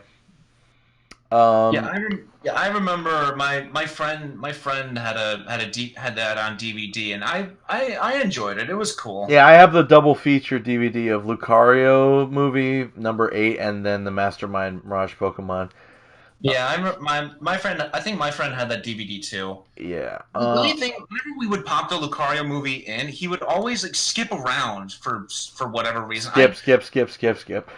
Yeah, he would skip around to almost random scenes. Like he would only want to watch his favorite scenes, like when the Reggie showed up and like. That's crazy. I would get so mad if someone did that. Yeah, that's why if I were to ever do that, I only do that with myself, no one else. Yeah. We'll get to the movies in a moment. So I started with the. About the band episode. So there was like a big premiere for Diamond and Pearl. The first 3 episodes were in prime time. Like, I kind of remember that, and it was massive. Like, it had commercials tied to it and all that cool stuff. It's just, like, it was nuts. Like, I was going ballistic watching all that shit. I was, like, probably the most hype I ever was. And the anime just felt too toothless to me after like the first season, because it's just like they wouldn't do stupid shit anymore. Like, it was way too filtered. It's like it was just the same thing every time. The first season, like, they would just have an episode where people whip out guns and it would get banned, or they would just have fucking James with inflatable tits in one episode. Like, they didn't give a fuck in the first season. yeah. So I, being a very diligent child, watched every episode as it came on every Saturday morning. Oh my god, why do you hate yourself so much? I was like that when I was like that when Black and White came out. Yeah. Well, I first was like that during the 4th season of Diamond and Pearl, but and then onwards through Black and White. Yeah, like, some of my favorite episodes in Diamond and Pearl were, of course, the first 3. Let's see, the Steamboat episode in season 10, the Maze episode. You like the time travel episode? It's like Dawn going back in time and shit, and it's like the worst episode in the series. No, I'm pretty sure that was May. May's Excellent Adventure. May, Yeah, I remember that now. Yeah, May finds a pendant and sends her back in time with Meowth. Hey, I just noticed. Hey, you know what this means? We mess with the space-time continuum and stuff. Equestron's probably like, bro, what the fuck? Well, I remember the 4th movie they went back in time. No. Samuel, From the no. past was brought to the present. Yeah. Sammy came to the present from the Oh, past. Sammy came. Okay, Samuel. Oh yeah, Oak came to the. I thought they went back for some reason. We'll get into how It's been a while since I've seen the 4th movie, but yeah. Yeah, we'll get into how interest. I remembered it being a time travel thing, but We'll if get it's to not, movies then soon I about Yeah, we're almost done with the anime. Don't worry. Okay. Yeah. Let's keep going with the actual anime. Yeah. Let's see. Other favorite episodes were the Steamboat episode, the Maze episode. Life chooses 6 moves. Okay. Let me just look on this. Excuse me. Excuse you, indeed. Yeah, Jesus. Yeah, bodily functions, they work. Oh, okay. Favorite episodes: Steamboat and the Wallace Cup episodes. Oh yeah, the Wallace arc, that was fantastic. Like, the Wallace Cup arc was absolutely fantastic. I think my favorite episode of Diamond and Pearl was probably the Grand Festival battle between Dawn and Zoe. That was amazing. Amazing, but I hate Zoe. I hate Zoe a lot for that. Like, spoiler alert, Dawn doesn't win, and Zoe wins and becomes the Grand Festival champion. Like, Zoe deserved to win. It's a very close battle, to be fair. Yeah, and that's a good point. It was a very close battle. Yeah. I guess just like the fanboy in me just can't accept it. I guess. I mean, I don't hate Zoe, like generally speaking, but just like the victories against Dawn sting very much. Yeah, I get that. Same goes for Kenny, except I actually hate that guy. Yeah, he can get a little annoying, especially with his DD shit. Yeah, that does get annoying. I do love the fact that she actually did get over it. Definitely. Later on, like, I believe it was either the final season or battle. It was the final season. Yeah. Yeah, early on in Sinnoh League Victors, like that was really good. I was so proud of her. Yeah, it was cool. It's just like, and then he fucking like. I'm not even gonna say it. If I say it, I don't. I'd probably go on for like an hour about that shit. But so yeah, Anyway, my favorite episode is in season 11, Arriving in Style, where Dawn and Ash compete in a the Pokemon fashion show. Yeah, I like that one too. yeah, like that might be like the like where I actually got a crush on Dawn way back when. Like, God, it was literally 15 years ago. Well, okay, no, it would be 14 years. 15 would be next year because it was the season after this. Yeah. So it's just like that, and not to mention like Pikachu and Ash acting like fucking cavemen. Like that was awesome. That was hilarious. That was great. It's just like yeah. And then this like stuck up fucking bitch like gets upended, but when upended when Dawn wins the competition. Like there are like 3 awards. Like one for the best accessories where the bitch wins, one for the most creative, which Ash wins, and then like most unique, and then the overall winner. Yeah. Well, like, I've actually seen that episode. How the fuck did I see that?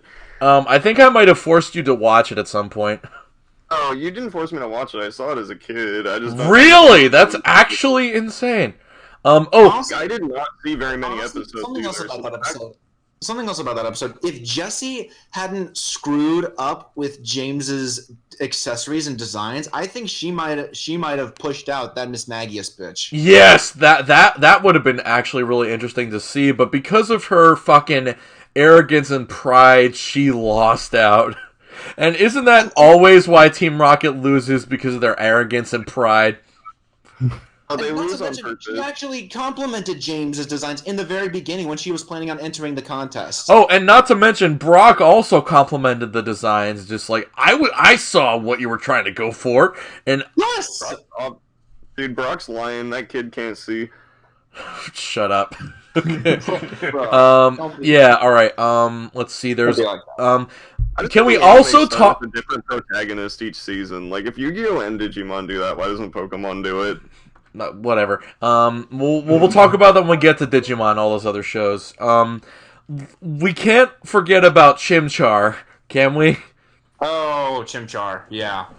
Yeah, that Infernape is like the most satisfying shit in Pokemon. I wish you would use it more, because it's like, dude, they put so much effort into this and they just dropped his ass. Reminds me of another instance, but we'll get into that later. When Ash loses in Gen 6 and it's like the worst fucking thing that ever happened in the series. We'll get to that. Hold it, please. Let's see. Like, that was great. The Ranger episodes were great. What is it? Like, just... also, one more... A round of applause for the Wallace Cup. Like, that was handled fantastically. But there is one other episode I want to discuss before we move on to Black and White, and that is the finale, Memories Are Made of Bliss. Oh, yeah. Like, that almost... Like, I'm not one to cry. I don't usually cry unless it's, like, intense. That almost made me cry. Like, just... Yeah. Like, I was with these characters the entire series, and just like... almost ripped me a fucking part. And like when Togekiss is like comforting Piplup, it just like Piplup starts to cry, and then Pikachu starts to cry, and then they all start to cry. Yeah, Pikachu and Piplup, yeah, they're pretty much best friends. Just like, oh my god, that was just... Oh, that's the episode where Dawn leaves, isn't it? It's where Ash and Brock leave to go back to Kanto, and then Dawn is just like there, just like gonna figure out what she wants to do next.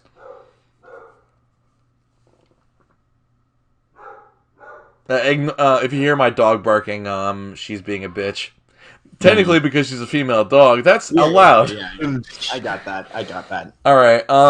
Yeah. So just like Diamond and Pearl was great. Paul. One mention. Paul, great rival. Fucking fantastic. Like, he's the antithesis of Ash in like so many ways. He's very cold, calculating, and he always always pushes his Pokemon to the absolute limit. Yeah. What would be your favorite moment with Paul exactly? Hard to say. I think it might be the tag battle arc.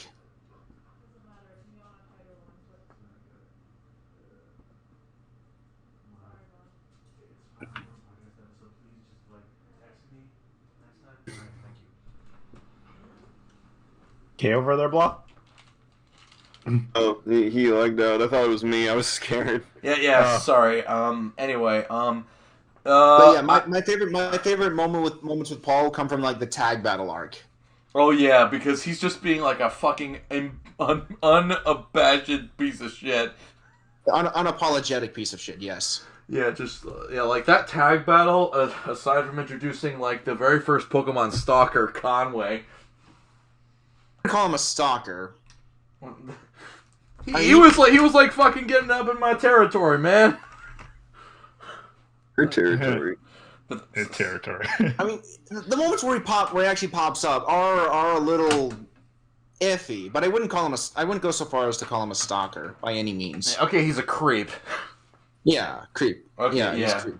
But, I'll also say Barry was so fucking funny. It's like I'm fighting you. I loved when he his fine threats. Man, this blimp is so slow. I'm finding someone for boring me to tears. Did you hear that?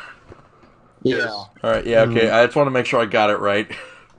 All right. Let's see. Oh, Brock finally found his calling at the end. Well, like that episode where they were on a cruise ship and like yeah, and those baby Pokemon all get poisoned, and then Brock steps up. Yeah, and like his Happiny evolves into Chansey in order to help. And it's just like that. Yeah, that's a fucking sign. He's gonna be a doctor. Mm-hmm. And it's just like I find that's actually a really good path for him, even though he was working hard to be a breeder after a while. Like, like during the entire journey, he was just like going and just like healing and using his expertise to help Pokemon wherever he could. And I find that to be a very admirable trait for a guy like him. Like, yeah, really, I agree. Mm-hmm. I'm real proud of him. Well, like all of us have seen him throughout his whole journey. Uh-huh. What are you eating over there? Kit Kats because I'm hungry and I need some okay. sugar. What do you need? Oh, let's also not forget about the time where Ash fucking lost to Tobias, the fucking cheater. Oh yeah. By ass. But Ash put up one hell of a fight, especially Pikachu. Yeah, like Pikachu and Latios literally knocked out each other. Yes. That was incredible. Which reminds me, absolutely. hey Ash, that was amazing. Which reminds me, hey Ash, why don't you go back and get all your Pokemon, including that Latios that loves you? Dude, I can't believe the fucking thing the creator said where he's like, oh yeah, if Ash wins the tournament then the series ends. It's like, that doesn't have to be the case at all, but okay. You do realize he already won in Alola, right? Series over! Yeah, he got the fucking handout victory. That's not the same thing. And that proves my point further. It's like, why was that like the precedent for so long? It's like, oh, Ash can't win this because then the series ends. It's like, well, he's won, and the series didn't end, so, are you sure? We'll get into why I think that's bullshit later. Yeah, okay. For now, let's move on to... Black and White! What? Black and White. Yeah. Really about to do each season? We're doing every, like, region, I guess. Yeah, every generation. You skipped the first three. No... Only Equestron watched the first 3. No, only Equestron watched the first 5. Let's be accurate here. Oh, yeah. Oh, yeah, you only watched the first 5. Get him out of here. I mean, I went back to watch the other ones, and I do want to, like, rewatch the whole most of those episodes because I'm not doing all of Johto. That's fucking bullshit. Yeah, there really isn't that much to talk about in the first two generations of the anime. It's pretty straightforward. Ash, they go through a generation. Ash gets badges. He goes to the local league. There really isn't that much. There really isn't that much to talk about. I will say that a standout episode for me in the original series is the Misty Mermaid for obvious reasons. She's not hot. Yeah, tell that to my horny 12-year-old self. It goes back in time. Misty's not hot. Goes forward in time. What? I would laugh if time travel was used for such a fucking trivial thing like that in the future. Like, that'd be so fucking trivial of a reason to go back in time. I love it. Yeah. Alright, yeah, so, Black and White, I actually kind of like it. Me too. I agree. Like, There were definitely some things that could have been improved. I saw an old Tumblr post that got reposted about a bunch of improvements. I didn't agree with everything, but I did think that a lot of valid points were brought up, especially regarding Team Rocket. Yeah, let's get the obvious thing out of the way. There was like an earthquake in Japan or something that kind of just like ruined a bit of the original story they were trying to go for, and so they had to rush to a conclusion. They were originally going to have a whole thing with like a meteorite and introducing Team Plasma, but then that got screwed up by the aforementioned earthquake. Yeah, and so they had to kind of just rush to a conclusion, which I didn't mind, but it affected a part of the Black and White Continuity, yeah. And it affected a later part in the series, so we'll get into that in a second. How did they lose it, or was it like destroyed in the earthquake, or? It's more like they had to switch tracks, if you will, for the subway, the battle subway, if you will. Anyway, right. Yeah, that so doesn't make any sense. Like, why wouldn't they just delay it? They have to. Why did they change the story? do you know how often Pokemon delays anything? Exactly. Oh, they don't delay. That's the problem. Exactly. Like, Yeah, exactly. Moving on. Change the story just to do it faster. I'm just confused because it's still just as long, right? I guess what doesn't matter. It's a notable thing that occurred, and they changed it for whatever reason. Now, Yeah. Iris. Maybe one arc was more expensive than the other. Maybe. Iris. I don't care what anyone says. I really like Iris. Me too. Yeah, Iris is great. Yeah, like she has the whole kid thing. Like, just calls Ash a little kid every so often, which, considering his battle with Elisa, is fucking justified. But Yes, I agree. But Ash's battle with Elisa, the worst part of Black and White. we'll get into that in a second. No question. But yeah, I do want to go over Iris and Silent. But yeah, Iris is pretty adorable in her own right, and actually, and while her goal's a bit vague, just being a Dragon Master, it's a goal that can have like points to it, like her catching more Pokemon, not necessarily Dragon types, until fucking Adventures in Unova and beyond. Or she catches a Dragonite, which is the only Dragon type on her team aside from Axew. Yeah. The Dragon Master she is. Yeah, she doesn't exactly succeed very well in that goal, unfortunately. Which I think at the very least that should have happened towards that goal was Axew evolving into Fracture at the very least. I mean, maybe at the end of the series, but yeah, probably. What else? She has this rival in Georgia who's apparently a Dragon Buster, which has ice types on her team, which... Well, not just ice types. She also has a Bisharp.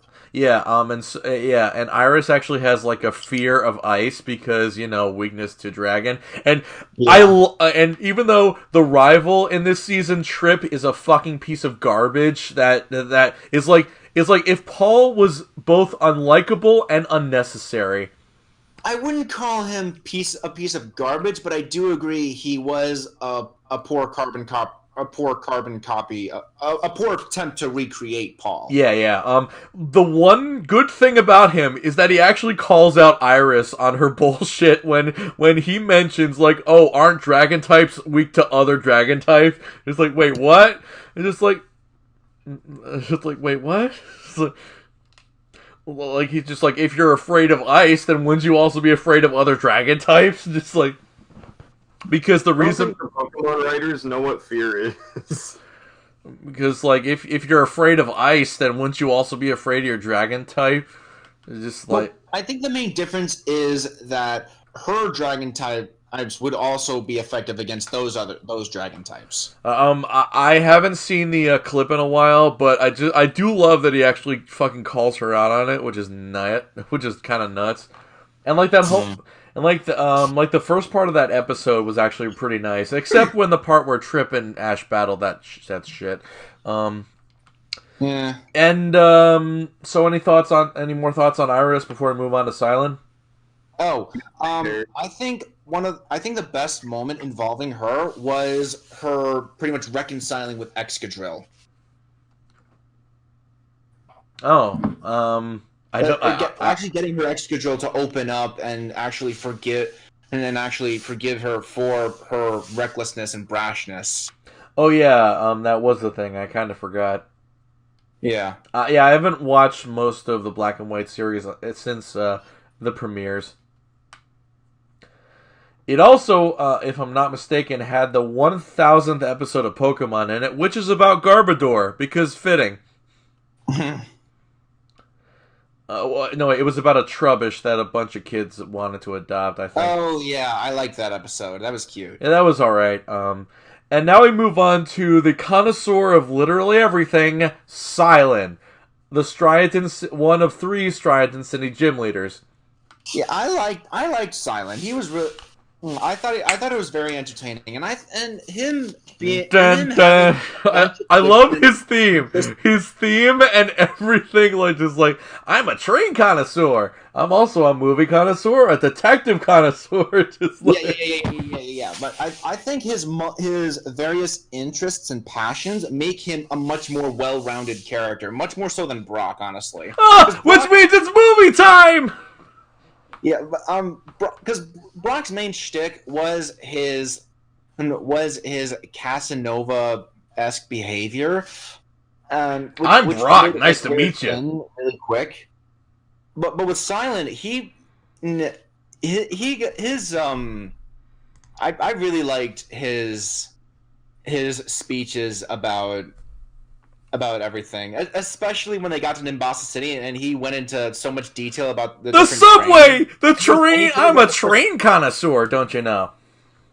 Yeah, but yeah, I my favorite of those. Really cool. Trains are really cool. My favorite of those would be Detective, the movie connoisseur, and his evaluation time on. Spoiler alert, Dawn does reappear in the series for a short time, which is the best part of the fucking arc, because she bonds with Iris and, has a lot of fun with Ash and stuff.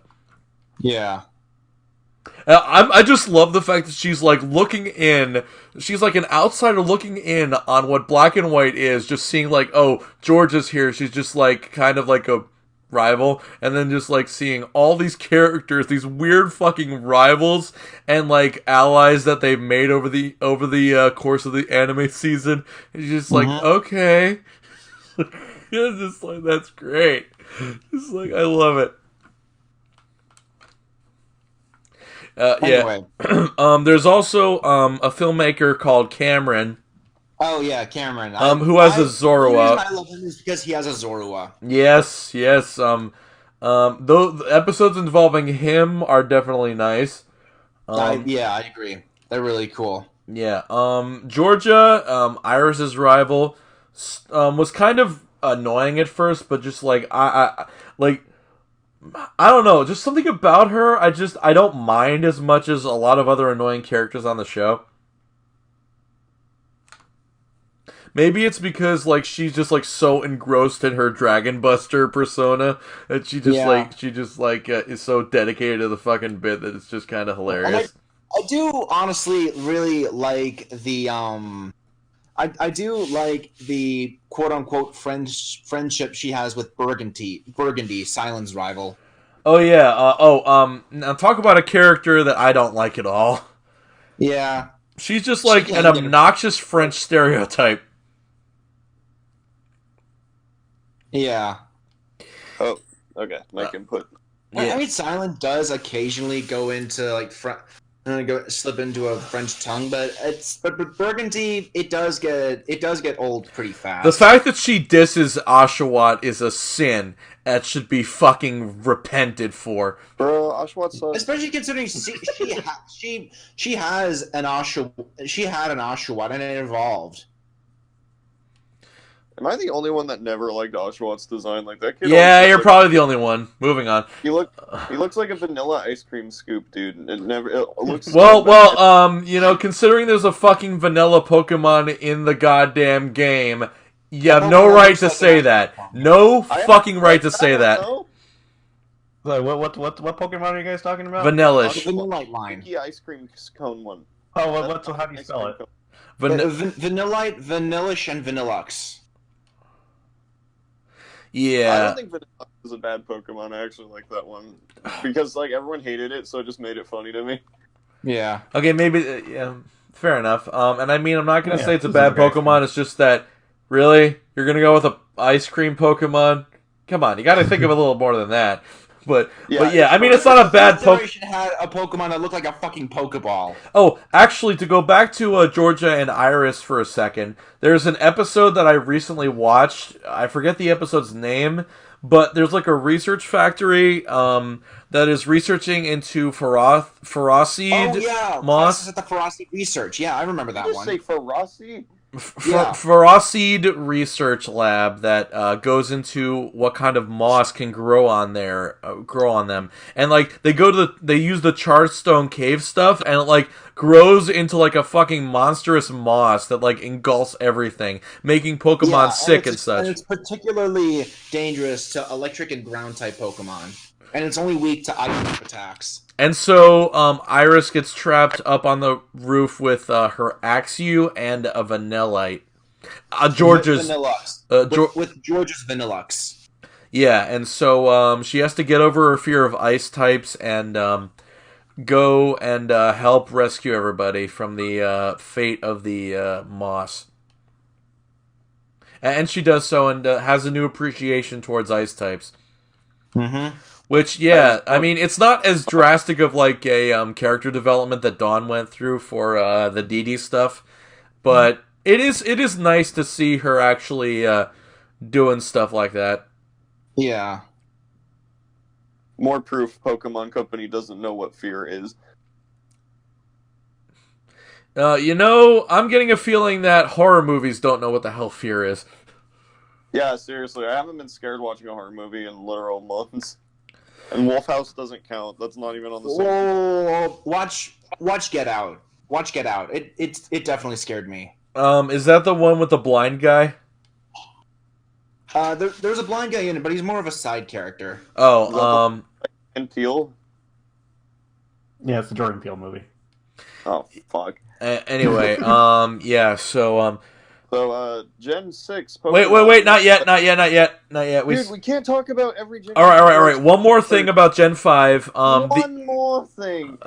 This one's the most important. How Ash got fucking wrecked at the Pokemon League for no fucking reason. Wrecked? Is this still the MLG days? Yeah, so, there's a character in the, what's his name? It's not Cameron, it's what's his name? In which arc are you talking about? The Pokemon League. There's this fucking weird guy with a Riolu. Yeah, that's Cameron. Okay, maybe no. Then maybe I don't remember the name of the Zorua user guy, but yeah, Cameron. No. Luke. Okay, that guy's Luke. Okay, so yeah. Cameron, the guy with the Riolu, we hate Cameron. He's a fucking shit. He literally comes to the Pokemon League with 5 Pokemon, even though you're supposed to bring 6, and doesn't know what registration is. Does not know what registration is. Really. This guy, this incompetent fucking fool, beats Ash in the Pokemon League. If Ash should have lost, honestly, if Ash was going to lose to anyone, it should have been Virgil, the evolution guy. Yeah, he could. Yeah, and that way Virgil would have looked great. And like I'm okay with Virgil winning. Honestly, yes, I am. Yeah, but the fact that Ash lost to this incompetent fucking piece of shit, no. Honestly. Yeah, like he should have curb stomped Cameron and then made it on the way to Virgil, so that way he gets curb stomped by Virgil, which makes sense. It does. Yes. And you want to know what should have happened? What should have happened is Virgil should have evolved one of his Pokemon to a Sylveon to, advertise the next games. Yes. That would have been great. And like it would have evolved in this like, wait, what's a fairy type? And then Ash would have been unprepared and then fucking lost. It would have been a lot more justified than just like an evolution to Lucario and fucking getting curb stomped. Just like, ugh. But did the Eevee guy have a Sylveon though? No, he didn't. No. It would have been great up to that point, but no Sylveon. It would have been great to like. I don't know when Sylveon was released in development, but if they were going to do that, I think they would have. But like, yeah, exactly. If Ash is such a dumb fucking trainer that honestly I still believe that they could do that. It's manipulative, but it's still bad. I mean, judging by the Elisa gym battle, him being a dumbass is definitely a justifiable thing to say. But for everything else, not so much. Like he beat Trip, and then he gets curb stomped by Cameron, this fucking incompetent garbage. This is what happens when you have a show with multiple writers, kids. And they have full power on every episode. Alright, after that, then there was the Adventures in Unova and Beyond, where Iris, and Silent pretty much go on the longest cruise in all of existence to get back to Kanto. And like they meet a trainer called Alexa, who's a photographer. She's a journalist, not really a trainer. A journalist with a go-goat and no, not a go-goat. It's like the other thing. No, it's go-goat. No, it's the evolution of go-goat. Yeah, that's go-goat. The pre-evolution is Skidoo. Oh yeah, okay, so yeah, it is go-goat, and then a go-goat, a Helioptile, and a Noivern. Yeah. That's her Pokemon. She's the Gen 6 advertisement before Gen 6 comes out. And then when they get to Kanto, Silent and Iris go to Johto, and then they move on the separate ways, and then Alexa and Ash go to Kalos. Now we can talk about Kalos. Kalos first, and then Kalos. What? They go to Kalos first, and then Kalos. Yeah, okay. And now we can move on to Kalos in Gen 6. Yes. And now here's where things get really interesting, because at this time, fans were kind of just like, Black and White was kind of bad, and then they're like, okay, well let's make X and Y the fucking best possible series, except Diamond and Pearl is better by definition, but still. But yeah. Shut up. And then, to make X and Y the best it can be, starting with Serena. Yes, a character who had a prior encounter with Ash. I thought that was a very unique introduction. Yeah, because she and Ash went to a Pokemon day camp thingamajiggy with a Pokemon day camp orienteering exercise with Professor Oak back when he was like, I don't know, younger than he is now. I want to say 5, maybe. Yeah, and so Ash made a very big impression on her, and like she's been kind of just crushing on him ever since. Yeah. And then as they traveled together, I think Ash like started reciprocating that crush to an extent. To an extent, yeah. But they got to get a new girl next season because eye candy. So yeah. God, that quote was so gross from the main creator. It's like, why are you putting in 12-year-olds as eye candy? It's because the main audience is kids and they're going through puberty. Shut up. You go through puberty at 8? What? No. Okay. I was, like I said, I was 11 and I was going through puberty at that time. You don't go through puberty until whatever. Until Actually, that's not a consistent age. That can literally go as low as 8. Yeah, exactly. Now shut up. Okay. But that's still not a justification for it, because that's not the average by any means. Moving on. So Yes, what happens please, first let's. is Ash goes to Mimeo City and tries to challenge the gym there, but he only has Pikachu, and you need 4 badges to actually challenge the gym. and so he gets kicked out literally by just like a garbage chute and like runs into Bonnie and Clement, Yes. who are good, not necessarily like superb, but just like they're definitely good company on a journey like this. Oh yeah, definitely. Especially Clement. I like Clement. Bonnie is the most savage. Well, I didn't mention it before because I don't have enough experience in Hoenn, but Max is a savage child, and Bonnie is her own version of savagery. yeah, she like fucking is like she knows full well about Serena's crush on Ash, and just like makes comments to herself like that's exactly how I'd be, and I love it. Yeah, really. Oh man. Okay. And so they meet. And so once all 3 of them go to the Well, Ash and Clement have a battle first, and that gets interrupted by Team Rocket. and then they make their way over to Professor Alexa's. Sycamore's lab to take care of an injured Froakie that saved them. Yeah, and then after Ash gets Froakie, they go over to Alexa's sister's gym in, what was it, Solage City? No. It was Santaloon City. It was Santaloon City. Yeah, and then after that they meet up with Serena, and then that's where the true adventure begins. Yeah.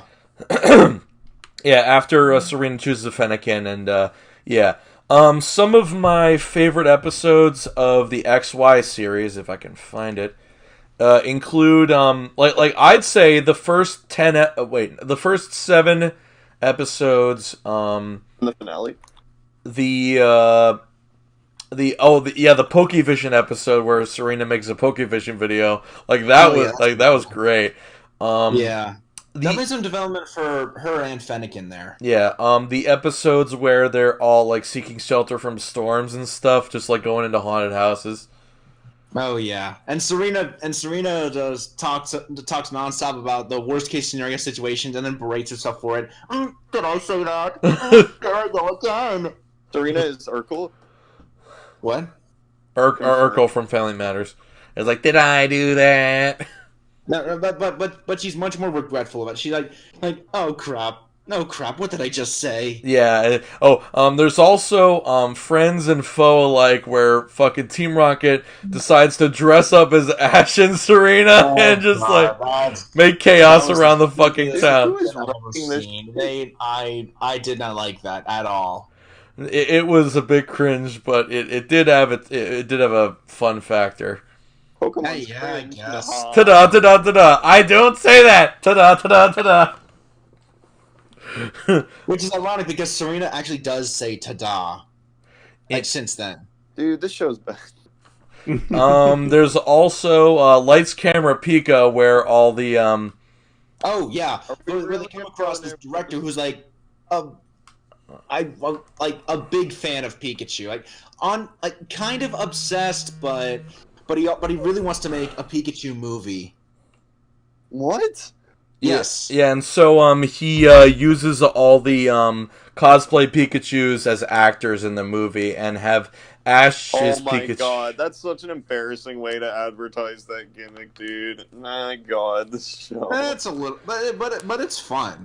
Yeah, it was definitely a fun episode, and literally, like at the end, they have actual bloopers.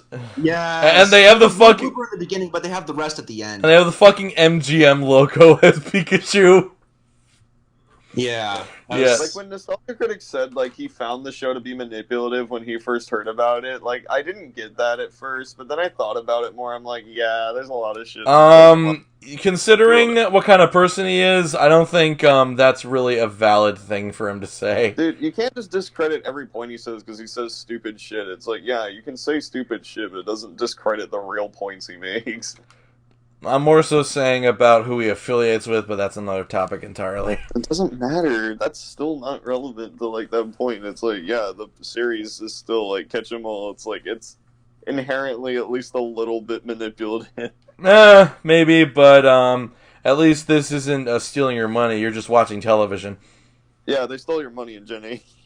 We'll get to that. Relax. Okay. There's also before we there's a couple more episodes, but I do want to touch on Bonnie's running thing where she like tries to marry off her brother. Yes. We have been doing this podcast for 2 hours. We can't go into every single episode of every single season. It's fine. I'm gonna do rapid fire now. Okay. Okay, well, you need to do rapid fire, and then, because talking about the Gen 6 finale and how much of a fucking bullshit that was, it's like, that's gonna take a little bit, so you need to... All right. We'll talk about that, actually in a moment, because my favorite episode, aside from Till We Compete Again, is Battling at Full Volume, where Ash gets sick from training the previous night, and like a Pikachu Rockstar trainer challenges him due to Team Rocket's recommendation, and then Serena has to dress up as Ash. Like that was nuts. It was crazy. It was nice, like actually seeing her learn from she realizes to herself that she's seen Ash battle more times than most other people. Well, at the very least, paid more attention. Yeah, and so she uses the technique that was done previously to just like using Iron Tail on the ground to take care of Dig. The point is, she manages to battle well after the battle well and use a lot of techniques that Ash would have. Yeah, like that was great, and it was. Yeah. Right, okay, moving on. Before we get to the League, there's one more episode. It's called Seeing the Forest for the Trees. After losing to Wolfric the previous episode, Ash literally goes off on his own and tries to think about his loss. Like it's literally his second loss. Because they lost together. Yeah, and not to mention it's his second loss in a row. Not quite in a row, but yeah, your point still made. Yeah, he lost to that green hair. Yeah, you're right. His loss to Sawyer, and then his loss to Wolfric. Okay, point made. Yeah. And so like that is a pretty emotional episode because it actually also goes into not only just trying to strengthen the relationship between Ash and Greninja, and also having Serena call out Ash for his stupidity or just like his behavior in general. But also his other Pokemon are just like back at the Pokemon Center trying to train while he's away, and he just like goes off and tries to figure things out. He goes to mope, and then Serena calls him out for moping. Like, that's not what Ash does. That's not who he is. That's not the Ash I love. Wait, what? What? No, never mind. And a really interesting thing is that Pikachu, being depressed and all this stuff without Ash, literally is just like not worth Team Rocket's time. That was that was actually interesting. Like, just like the Thunderbolt isn't as effective, and so they're just like, it's not worth it. We're gonna go. Bye-bye.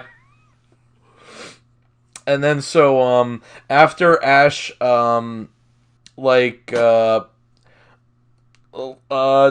mirroring what he did in his childhood, protecting some small Pokemon from like a snowstorm. And then he actually reconciles with Greninja, because both Ash and Greninja blame themselves for the loss. But then they reconcile, they make up, and then they actually save one of the Pokemon from falling. They By- actually managed to fully bond. Fully master the battle bond phenomenon, and then there you go, and then they go back, defeat Wolfric, and then they're on their way to the Pokemon League. Yep. All right. And now we move on to the Pokemon League, where Ash, pretty much. Where Ash fights Alon, a trainer he met previously when he and Greninja were still trying to figure out their battle bond phenomenon. Yeah, and even though Alon is using a Mega Charizard and Ash is using a Greninja, a Water type against a Fire type But to be fair, Mega Charizard is also Dragon. Mega Charizard X is Dragon type, which does cancel out the weakness. Wait, really? Yeah. Dragon resists water. Huh. I didn't know that. I guess that might be why he actually lost, which a lot of people were really devastated about at the time of it because like everyone thought like Ash was so fucking extremely epic. Yeah, it was one of the best battles Ash has ever done, and it's like after seeing him lose, it was just like made everyone really sad. And to be fair, they did really hype up Alon with the Mega Evolution specials. Yeah, like those were happening around the same time, and like, and it was just like hyping him up to be just like a trainer to be reckoned with. Yeah, but Ash did have a profound effect on Alon. Like he really ignited his spark for battle. Like Alon really wanted an intense heated battle with I thought that was really cool. Yeah, and then Team Flare came up and just like, okay, we're just gonna take over the world now. Kaboom. Yeah, and then the Team Flare arc happened, and that was pretty damn awesome in its own right. Oh yeah, especially Bonnie like actually getting through to Zygarde.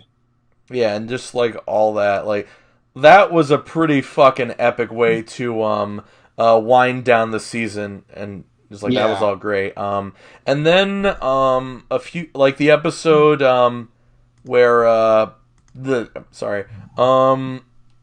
trying to look at this. Hold on. Oh my god, you ain't shotgunning, bro. Shut up! Shut up! Let me call you on until you fucking change it.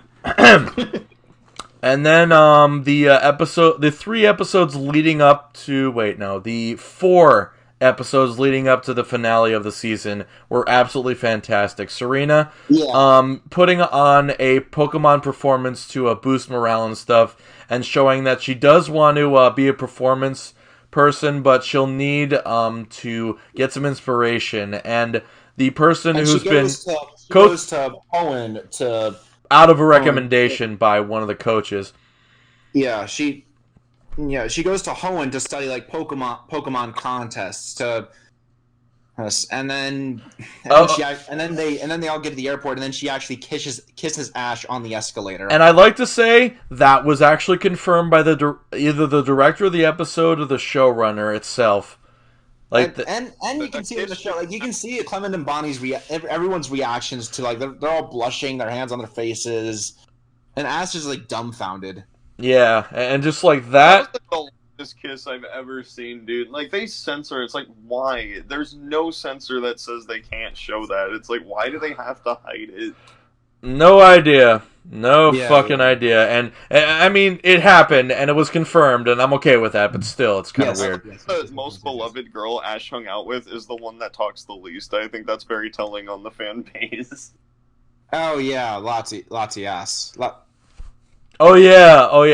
I keep on saying he should fucking go back for her. That was a cheek kiss. That was a kiss on the cheek. I know, but still, he should go back for her. Anyway, moving back on. to the Latias? Well, more accurately, catch the Latias and have it be on his team. Okay, moving on. Yeah, all right. I'm a little bit winded because that's been a lot. Oh my god. Yeah, you talked about random episode. We got engrossed in it. Fucking sue us. I am actually curious, Equestron, what do you think so far about what we've been talking about? It's interesting. I started looking up to see if these seasons are streamable on Hulu. Yeah. Okay, and then we get to I guess technically the penultimate season aside from Journeys, which keeping it brief. Is good so far. Wish there was more episodes that I could see, like, gauge it, but I have seen a lot of good episodes, and it's pretty alright in its own right. Yeah, Journeys is really good. And I've been keeping up with it. It's really good. And I'm looking forward to seeing Gary and Iris coming back. That's going to be nuts.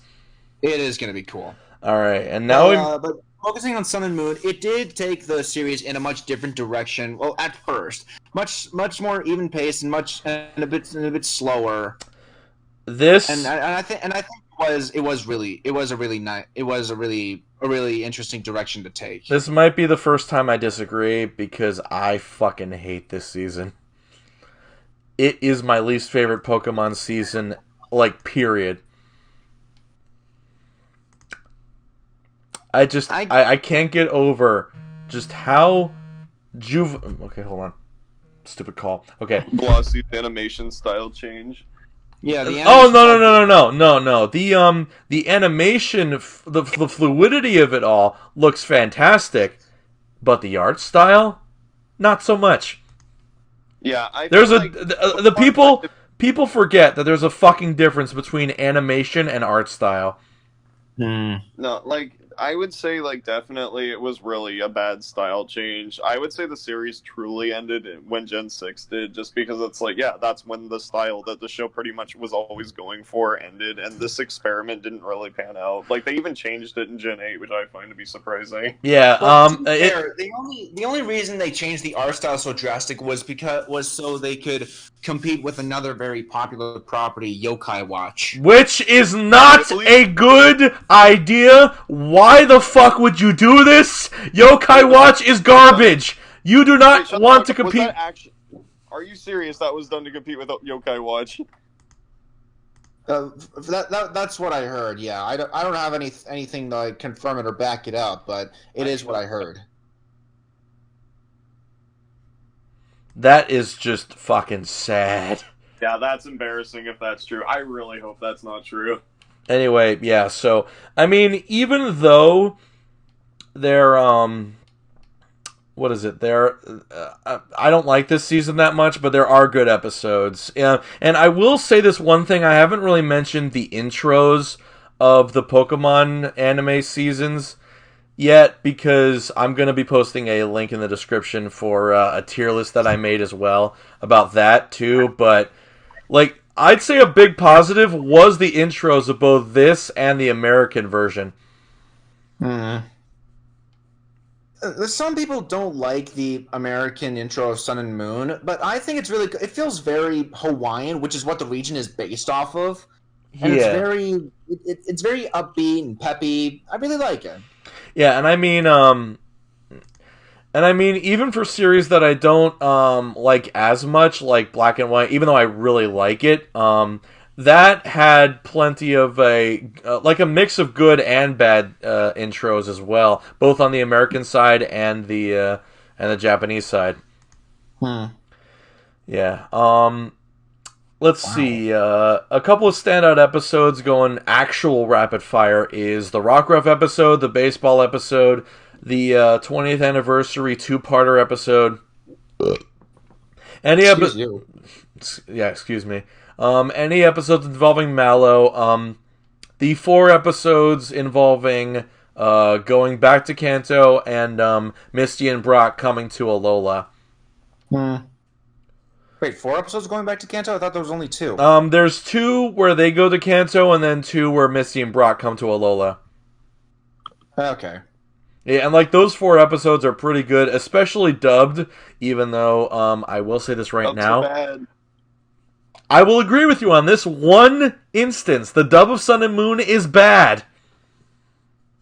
I mean, the voice for Lily, I can agree with you, but the rest of the voices I like them. I'd argue Kiawe also gets on my nerves because it's not a fitting voice. I think it's cool. It's fine. Let's see. There's also we can't forget about the episode where Kukui and Burnett get married. Oh yeah, that was cool. I liked that one. Yeah. Oh, and then my favorite episode involving everyone on Pony Island, involving Tapu Fini's Mist. Oh yeah, that was emotional. Definitely emotional. Well, like that rivals amazing episodes of other seasons. It's so good. Like it involves Mallow literally meeting her dead mother in the fucking mist. And, like that is just. Oh yeah, yeah. And not to mention, a character that previously died on the series, Stoutland, also makes an appearance. Oh yeah. Yeah, and that was just great. And then there's two other minor subjects I want to get into before we wrap up the anime section and move on to the movies. The main story of Sun and Moon, it got butchered in this. It got fucking annihilated and butchered into a million pieces.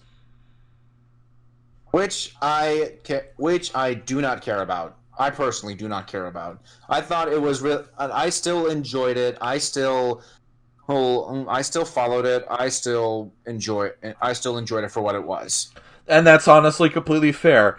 But for me, the moment that Ash literally received the Pikachunium Z on his Z-Ring out of fucking nowhere and performed 1 million volt Thunderbolt, like 10 million volt Thunderbolt, I actually think. Like that's the moment where I thought the series was just like, no. Like I was in abhorrent shock. Oh, but that's not the worst episode. The worst episode is in the Pokemon League, in episode 133, where... How do you know numbers? Because I remember it because it's a garbage episode. The worst one in the anime, I'd argue. Okay, why do you say that? What's the main reason you think that? Alright, so... in the episode, previously, it's revealed that Hau and Ash are going to battle against each other. Hau with his Decidueye and Ash with his Rowlet. How does he do that? Because he's an idiot. Okay, so he wants Rowlet to learn Feather Dance in order to stand even a ghost of a chance against that Decidueye. Which makes sense. Yeah, and so right before he finally does learn it, the battle begins, and Ash rightfully looks like he loses in the entire thing. Just like how pretty much knocks Rowlet down face down. It's just like it looks like Rowlet is just down for the count. And then it's literally outright just confirmed by the referee, the official ref declares that Hau is the winner of the battle. But then, what's the name of the first Kahuna? Hala? Hala, the first Kahuna of the whole of the region, says no, raises his hand like no, this battle is not over yet, and just like literally goes over to Rowlet, turns him over, and Rowlet is asleep. That is, yeah. Okay, and why this is so irritating is because Rowlet has had a running gag throughout this entire fucking season that it falls asleep at random times. Which I agree is bullshit in this case. I do agree that's bullshit. Yeah, this fucking Rowlet. I will never like that line because of this. I will never like Rowlet or the other Pokemon in that fucking line because of this garbage thing that they did. But I will say this: Hala's intuition. No. Interjection into this is valid because as a fighting type Kahuna, he can sense fighting spirit in other Pokemon. He probably sensed that Rowlet's fighting spirit had not died out. Rowlet was not defeated. He could still go on. I agree with that, but Rowlet being asleep instead of knocked out, that is bullshit. I agree with that. Yeah, and that's why I think the victory at the end of the Pokemon League for Ash was the most hollow thing he's ever had. Yeah, but to be fair, his battle against Gladion, what I think I'm not going to argue that battle wasn't cool. It fucking was, and so was the battle against Guzma earlier. But oh yeah, definitely Guzma. But just no, I can't fucking accept this with a garbage thing like that hanging over it. I don't blame you. I will say though that the final episode was emotionally stirring, but not enough for me. But just like Ash is like going back to Pallet Down or whatever, Kanto, and all that stuff, says goodbye to his friends, or who I can't even call them his friends. It doesn't feel like it. It doesn't feel like this group is friends at all. Yeah, I can see that. Yeah, it just that's the problem with having too many characters in a single cast. The focus gets stretched way too thin. The focus on every character is too little, yeah. Except it all goes to Lily most of the time. And it's the Lily show starring Ash and friends a lot of the time. Yeah. It's and to top it all off, I mean, there are good Lily episodes. The snow sledding episode, and especially the one where they swap Pokemon with each other. Oh yeah, that was a great one. Ash gets her Alolan Vulpix, and then she gets his Pikachu. Like, that was a great episode, but that's one of the few instances. Oh, also the play episode, that too. Mm-hmm. Yeah, but aside from those few examples, I was slogging it. Not as much as Digimon, we'll get to that, but I was slogging it through most of that. And that's why I am so glad that Journeys is a return to form, and both a return to form and a breath of fresh air. It has only 3 characters that are focused on, not 6!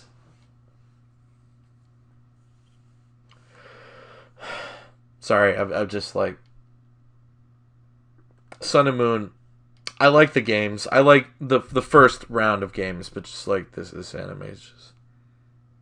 Although I will say, one improvement in the anime from the games is Lusamine. I liked her much better in the anime. No...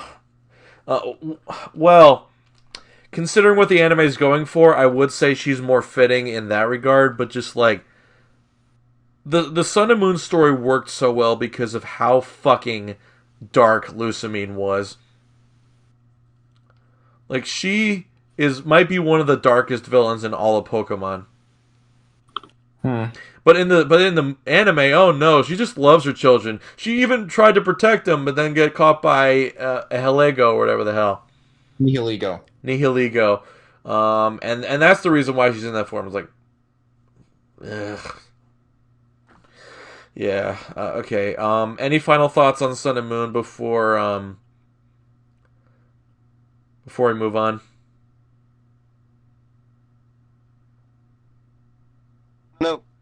Nope. Okay, good. I do want to touch on one episode in Journey. Okay, phone, stop it. No, we gotta do all that when we're in Gen 8. I just want to touch on one episode in particular. No, gotta do it all in Gen 8. Well, I'm only want to do one episode, and I'm not even going to talk about that stuff during Gen 8 because it's actually good as opposed to when we get to Gen 8. All right, and that is the episode. I'd have to look up the episode's name because it was recently brought to my attention. Betrayed, Bothered, and Beleaguered, episode number 30. This is the episode where Ash and Riolu literally are like inseparable, and like they just keep on training and training and training. Ash continually feels left out, and he runs away back to Pallet Town with Mr. Mime in hot pursuit. Yep. Yeah, and just like that episode as a whole, just like seeing Pikachu bonding with Delia Ketchum in that beginning part, and just like having him just like so upset with Ash and all that stuff, it was just like nuts. It was like, and on top of that, there was also this song that she sang to Pikachu, which is a lullaby that she sang to Ash back then, and then it ends with Pikachu and Ash just like snuggled up together and just like them singing that lullaby to each other is just like Not sad. And one final moment in that is a little before that is where Ash and Pikachu reunite. They hug, and then Pikachu zaps him because he's still a little salty. Yeah, Just like that. That was just great. All right, and that's just a great episode. There are other great episodes, but I don't want to keep us in the anime section for too long before I move on. Finally, to the movie section. And yeah, it gets pretty bad here. All right. I'm gonna go and get something done really quick. I'll be right back. So, Speculore, please take over the conversation before Red ruins everything. Yeah, let's okay. Well, Wait. Do you want to take like an intermission? Yeah, just like 5 minutes. All right. We might cut out this intermission in the final edit, but we ourselves are going to take an intermission. So, actually, everyone, can you mute your mics when we on the count of 3? All right. Yeah. So, all right. So see you after the intermission or whatever in 3, 2, 1. Who's that Pokemon? Being a Pokemon trainer is hard work. Nobody knows that better than Dawn. She's just getting on her way, and she's got a lot of promise. This is my chance, Bubble Beam! But she still has a lot to learn. Here we go! You gotta make your Pokeball bigger first. Watch Dawn become a full-fledged trainer in the series premiere of Pokemon Diamond and Pearl, Monday, June 4th at 7:30 p.m. Only on Cartoon Network. It's Pikachu! Pikachu! Hello, we are back from intermission. Hello. Hello. All right, and now that we've all taken our shits, our pisses, and gotten ourselves a drink, let's continue on with the movies now. Yep. Let's do it. Yeah. Enjoy. The movies, I think they're best spoken about. Like, I don't know if you want to really go into each individual one because they all kind of have the same problems. Like, they have they introduce too much and don't really explore any of it. I think we should just highlight a select handful and just leave the ones that are a bit forgettable on the wayside. Because, we already have a separate category for, the super bad ones, but, I'm not sure if there's any you guys want to mention specifically. Well, I want to mention Zoroark and the Master of Illusion. Oh, which is that's one of my favorites. Which is my favorite as well, actually. Oh, that's interesting. Yeah, it's weird. When I saw that movie, I thought it was just middle of the road, but you guys seem to really like it, so that's interesting. What's that? Because, when I saw it, I thought it was just oh, this is fine. This is just middle of the road Pokemon movie, but you guys seem to like it more than the other ones. I thought it was really cool.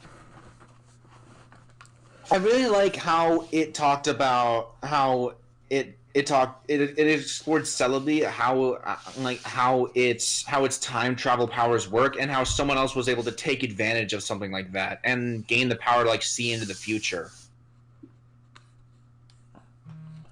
Yeah. Because in Forever, it was only just kind of established that it could just travel through time, and knowing that there are side effects to interacting with Celebi is kind of a big deal.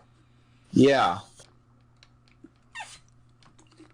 I also seen Rocket talking about actually being able to see into the future and the benefits and the trouble that comes with it. That was pretty cool too. Yeah. The new characters. Kodai is just like a slime ball of the highest order, and it's kind of great. Yeah. Let's see. Rowena's great. I think his name is Carl. Carl. Yeah. Yeah, the guy who had the Generation 5 Bat Pokemon. Noivern? Oh yeah, Woobat. Yeah. Yeah, on his Woobat. shirt. That's Noivern's another one. Noivern's Gen 6. It's fine. Although one aspect is that when Zoroark transformed into Entei, Raikou, and Suicune, it had their normal looks, and the real dog trio were in their shiny forms. I think it should have been the other way around. Yeah, I think that would have been a better use of the shiny forms. Maybe. My headcanon for why they didn't use the real Entei is they didn't want to confuse audiences with the third movie. Oh! You want to talk about confusing people with different versions of Pokemon, huh? Oh, we'll get to Genesect. Oh. Yeah, the movie Blah acts like it's a terrible movie, but it's just fine. It's not. The movie Genesect and the Legend Awakened is the worst Pokemon movie ever. Yeah, the fucking Mewtwo. I can see why people think that, but my least favorite is the Keldeo movie. Oh, really? Ooh. Swords of Justice, I think. Actually, pretty awful. Really? That's actually really interesting.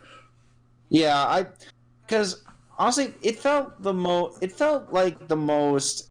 It didn't really do a lot for me. With the other Pokemon movies, I did feel like really I could get into them. I could get excited about things that were happening. But with Keldeo, I just didn't feel that. I don't know why. I mean, with Genesect, at the very least, I could get into like the whole, like the battle with Mewtwo thing. I liked how Mewtwo was able to like sympathize with the Genesect and their desire to find their places in the world. I thought that was a really cool aspect. Yeah, and like the fight scenes are actually kind of well done in that. Like they're. Oh yeah, definitely. Yeah, like they're not like I would not say Genesect is a bad like it's not the worst. It's not great. Like I would definitely say that the action scenes in Genesect are the best part of them. But yeah, but like yeah, the Genesect, oh, I need to go home, like, that shit's just stupid, like, the fucking, like, I remember, like, I would always get the Genesect Pokemon, and I kept saying that, and, like, it just got more stupid, like, the more I said, I'm like, oh my god, why did they think that was a kid? Yeah, and, that's one of the most irritating parts. The other one is what you mentioned earlier in the fact that, like, oh, they don't want to confuse people and think, like, oh, this is the Entei from 3. When they clearly fucking contradict that and have a Mewtwo in this movie that would inherently confuse people from the original Mewtwo in the original movie. Yeah, but that's not as bad. Like, and also, I would believe Game Freak is dumb enough to say both and do both, so it's like... I can understand not being able to get Dan Green, Dan Green, the replacement for the original actor in Mewtwo the Returns. original actor was legitimately really hard to find. I can understand them not getting the original actor for Mewtwo, but not Dan Green. I feel like they could have gotten someone who at least sounded like him. Dan Green. He could have easily done it. He's literally Chuck in the Pokemon anime, and he reprised his role over 10 years later in Journeys. No, Dan Green wasn't the original Mewtwo. I know that. Yeah, he was in Mewtwo and Mewtwo Returns. That's what I meant. Yeah, okay. Yeah, and like they could have easily gotten him at the very least. I understand the original, but Dan Green? You can find him on the corner of your fucking supermarket. Yeah. Hey, I respect that they tried something new. I still think it's jarring, but I don't think it's bad enough to get upset over. And I mean, I liked Keldeo, but I can definitely see why other people might not like it. What is there to like in Keldeo? Nothing happens. All the characters die in manipulative ways. What is there to like in Keldeo? Yeah, that's kind of my point. There was really nothing for me to like get invested over. No, Blah, I'm serious. What is something to like about Keldeo? For God's sake, I am getting bombarded with such garbage on text.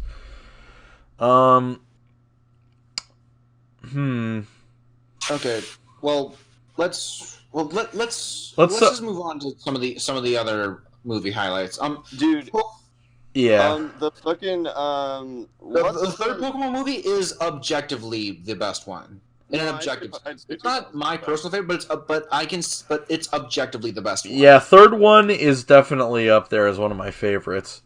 No, I'd say that's literally a hard call because 2000 really feels like the ultimate finale to like Pokemon as a series, but they do a few cop outs that I think it's fair to like 3 more, but 3, like Molly's story is so like over the top and like she's so unrealistic that I just can't be invested. It's a child's imagination. She lost her father. She creates her own little escapist world where she can have whatever she wants. It's understandable though, especially at that age. No, I've seen that before, done better. It's a common trope. Is just not like that was not one of the better executions of that. Like I'd say Twilight Zone is probably the best execution of that. But Pokemon was obviously never going to take it in that direction, so it's like and the true quality was going to be kind of limited. Yeah, and I'll go into 2 other movies that I find to be really good. That are the consensus for the best ones. But I do want to mention 2000 because Red and I, along with I think another of our friends, rewatched all of the Pokemon movies, and 2000 was the biggest surprise. The biggest pleasant surprise, mind you. I didn't think that highly of 2000 before the rewatch, but afterwards, I really enjoyed it. Yeah. Are we talking about Pokemon movie 2000? The only thing I don't like about 2000 is the Poké shipping. Ash and Misty do not make a good couple. I do not ship them. I want to ship them. I never wanted to ship them. I never will ship them. The reason I think that happened was because I'm convinced that was at least in part at some point intended to be the finale. Just the way it's written, like, completes a lot of character arcs, and it's like when Ash and Misty are the only guy-girl characters, like that would have just been what they did. Which I think, like, I don't think it's major enough to really like be super significant in terms of that movie. But like, if that's what kills it for you, that's fine because it does happen a lot. Yeah. I would say that, like, because they obviously weren't going to kill. I think if they killed Team Rocket, that would have been the difference. Between me saying that's just an okay film and saying that's a legitimately good film, because. Yeah, but here's one thing that would have redeeming themselves in the last. Here's one thing that would have fixed it for me. If all those Pokemon that came to actually watch and observe, they wanted to see if they could do something, they could have been the ones to actually rescue Ash and bring him to shore. Yeah, it's so dumb that they just show up, they build it up forever, and they don't do anything. That's such like an embarrassing part of the movie. Red, you're coming in very faintly. Can you up the sensitivity on your mic or something? I can't hear you. Hold on, I'm closer to my mic right now. Is that fine? I can hear you. Yeah, and I mean, I liked the character of Melody. I as a big shipper in my own right. I mean, I love Amore shipping to death, but Poke shipping, I can understand that, and I do have a soft spot for it as well. That too. The grandiose nature of 2000, just like trying to save these islands as well as like the world as a whole, just like seeing just the effects of everything, just like massive freezing of the waters and just like the islands going nuts. And it's all because of this one guy's obsession with being a collector. I am merely a collector. Yeah, and he's definitely probably like objectively the worst part about the movie. Just because like his motivation's really dumb, and he's just. I will say this though. Another thing I didn't really like about 2000 was they cut a lot of scientific explanations, like Professor Oak's scientific explanation for why the world was being thrown into chaos, and especially Tracy's explanation for how Zapdos was freed from its cage. Yeah, I saw that before, and yeah, that definitely, honestly, should have been just added in because kids should probably know about science at some point. Yeah. Really. And I mean, there was another kid show around. I think that time that did deal with a lot of scientific stuff. Static Shock. oh yeah, I think that was like right after this because this was like 2000. Oh yeah, that's fair. Okay, fair enough. Yeah, Yeah, but static. Yeah, even comparing the two things is just like, yeah. Even I think this is the best Pokemon movie. I still don't even think that's that great a movie. And I mean, gonna give special mention also to Heroes and Lucario and the Mystery of Mew, as well as I like Pokemon Heroes. Yeah, and Mr. Mew is really good too. Yeah, I did. Heroes, that death should have been much more impactful than it was. Ash dating a fucking Latios was the dumbest idea anyone's ever had. Yeah, honestly, Mystery of Mew, that was one of the first Pokemon movies to actually make me cry. You Yeah. cried over Lucario's death. What? Was it over Lucario's death?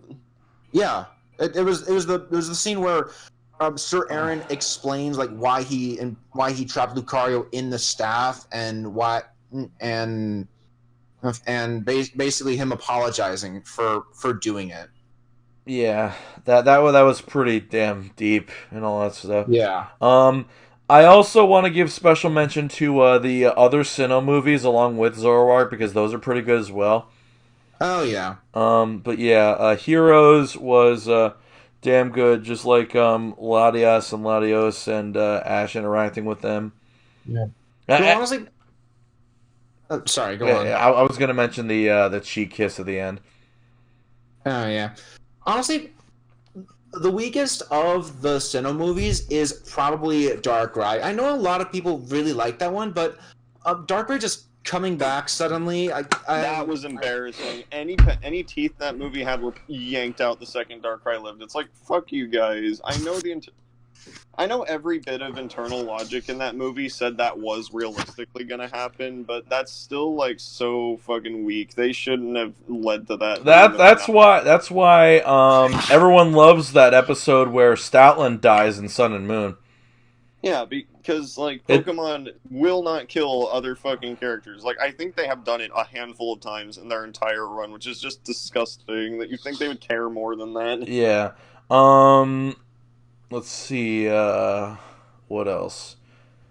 Dude, what's the movie with like the pirate guy in it? That's like One Piece. Oh yeah, Temple of the Sea. That was a really good one too. That is the ending was a bit of a cop out, but everything else was really good. Yeah, I definitely liked how May got a movie to herself, and it was just nice to see her bonding with the Pokemon. Like, yeah, but I really think she should have been the one to put the final crystal into the crown and save Manaphy from Phantom. Yeah, Ash steals another fucking victory because he only matters. Ash, the worst fucking anime protagonist. Reminds me of the times where Scooby-Doo stole a victory from Daphne. No, Scooby-Doo's not real. We'll mention. We'll. I promise we're gonna do a fucking episode on that dog. Yeah. Yeah, so that way you can just wipe your slate clean or whatever. Okay, going back to Pokemon. Yeah, like Temple of the Sea is like the most weird cult-like movie I've ever seen. Like they talk about being descended from a race of fish people, and that's just normal. It's like, what? Considering everything else that happens in Pokemon, that's not the craziest thing out there. No, I'd say that's up there. That's just so out of place. It's like, whose fucking conspiracy theory is this? Yeah. And I will mention that I actually really like the 20th anniversary movie, I Choose You. Oh yeah, that's a different section. It was no. You're mentioning the one after that, not this one specifically. No. I put Power of Us there by mistake. It was that's supposed to be there. Okay. Well, I guess I'll mention Power of Us then. No. Let's talk about I Choose You before Power of Us because that one came out. All right. Yeah. We'll just talk about both of them at the same time later because. Okay. Well, I Choose You. It was pretty much a retelling of Ash of the start of Ash's journey, but I still think it was really cool. Although Pikachu talking at the end was like surreal. All right. Okay. I'll go into my thoughts, and Red will go into his a little later. But yeah, yeah, first movie did hold up decently well. The remake of the first movie sucks balls. Yeah, I can see that. 2000 is probably the best Pokemon movie. 3 I didn't think was very good, but I get why people like it. I'd say that first trilogy is the only one people realistically need to see. Like, don't continue after that. Like, once you get to some of the ones, yeah, we'll get into that later. Alright, You know what's next? yeah, Red, go all out. No, like, I do feel like this is probably where it's gonna get more like of an angry conversation, just because it's like I personally think Gen 8 was the worst fucking decision they ever made. It's just because, you know, a lot of people are gonna act like, oh, why are you still upset over the national dex being cut? It's like they added the Pokemon back in. They're still adding more Pokemon back in because it's just like, when gotta catch 'em all is your catchphrase, and I tell people, oh yeah, Pokemon cut the fucking national dex, it's like the sheer, like, unfiltered stupidity on that situation is just so insane to me. It's like, that is absolutely unforgivable, and for the games to look as bad as they do, and to function as poorly as they do, it's like, what the fuck happened?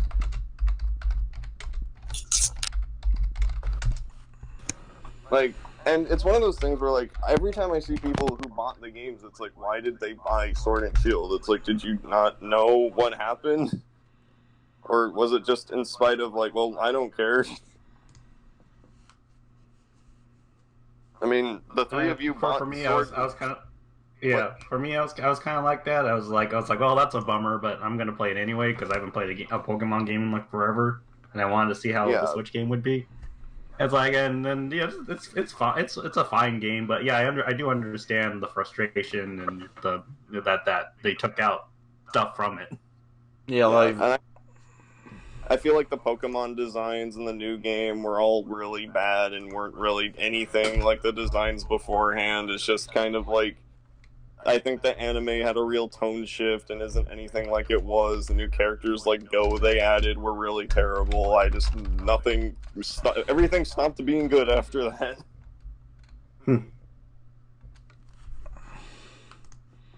Well, I really. Let's just get back to the movies, shall we? No. Yeah. Power of Us. I really like that. Honestly, I mean, wait, was that it?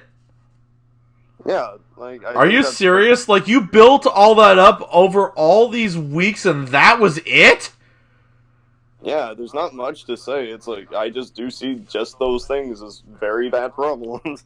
Okay, if it's alright, I'm gonna, defend it for a second.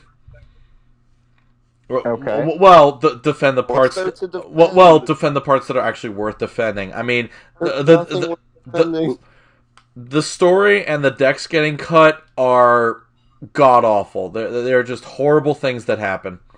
Without you can't. Each of those new Pokemon designs aren't inherently worse than every other Pokemon design before that.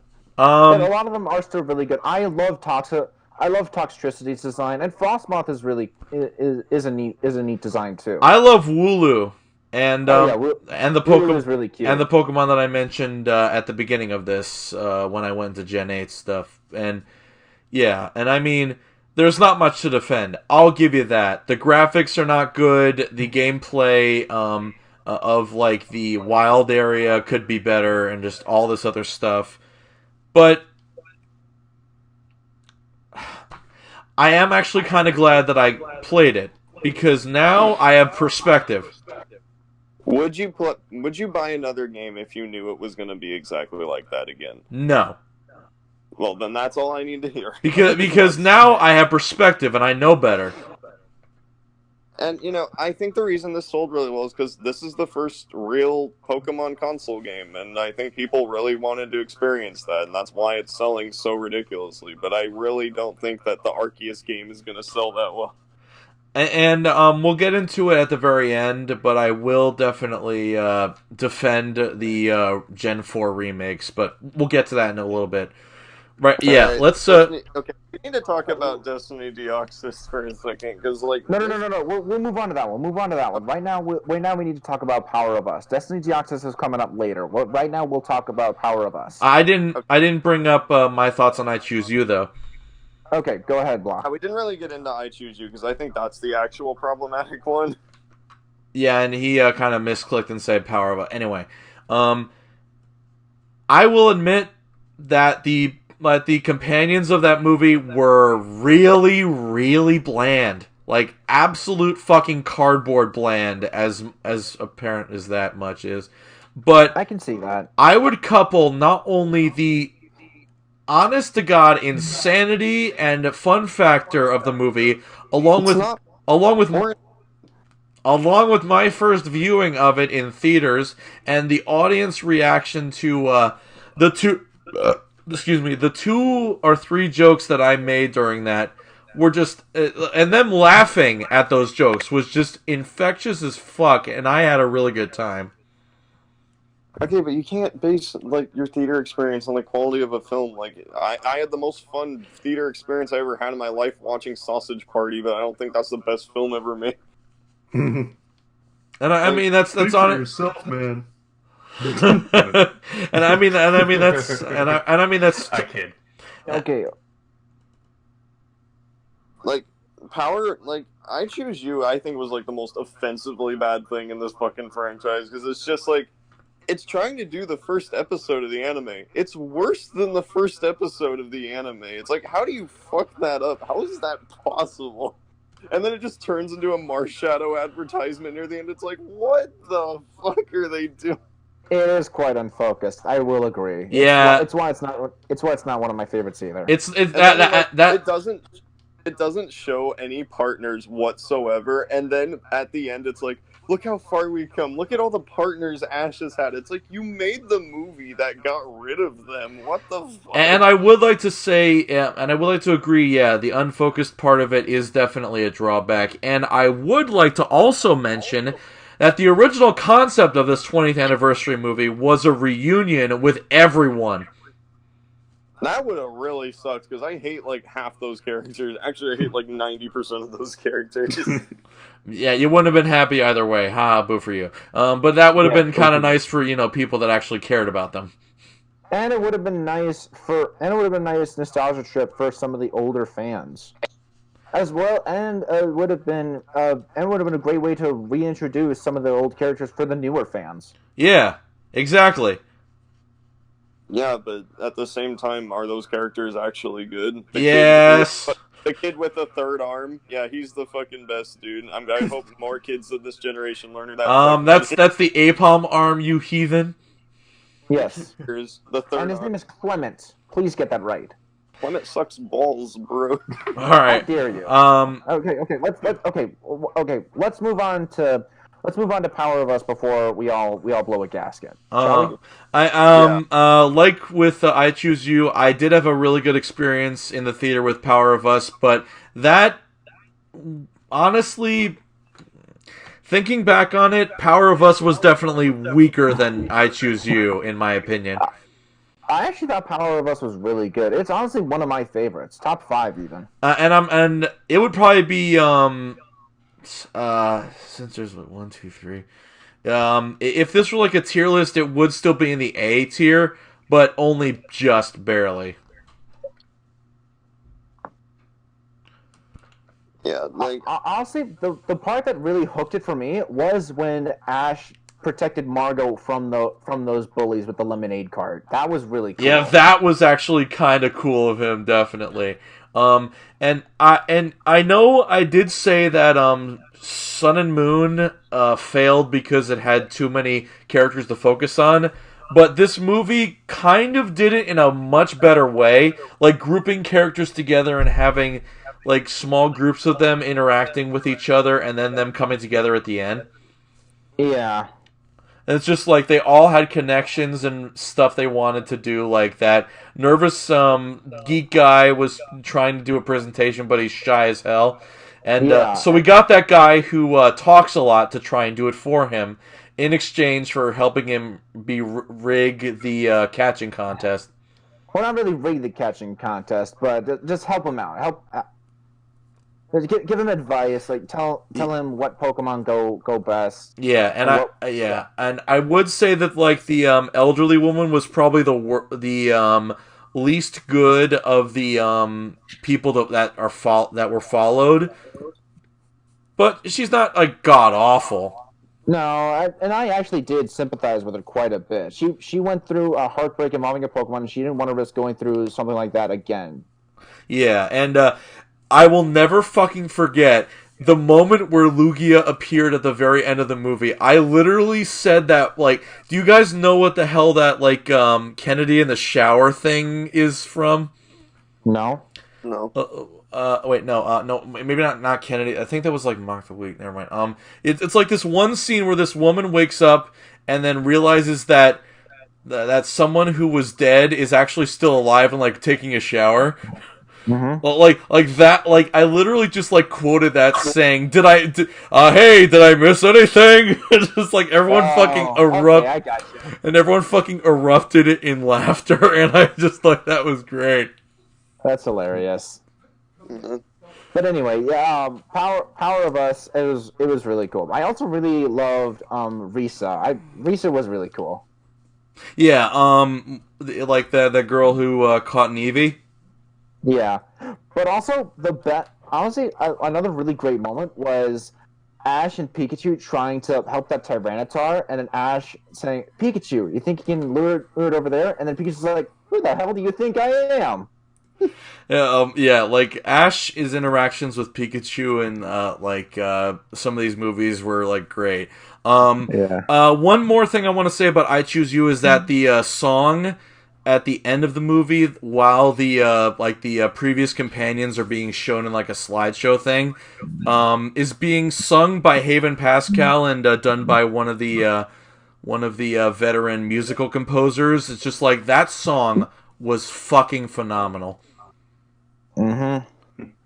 I can't believe we didn't mention Detective Pikachu. It goes without saying that's a great movie.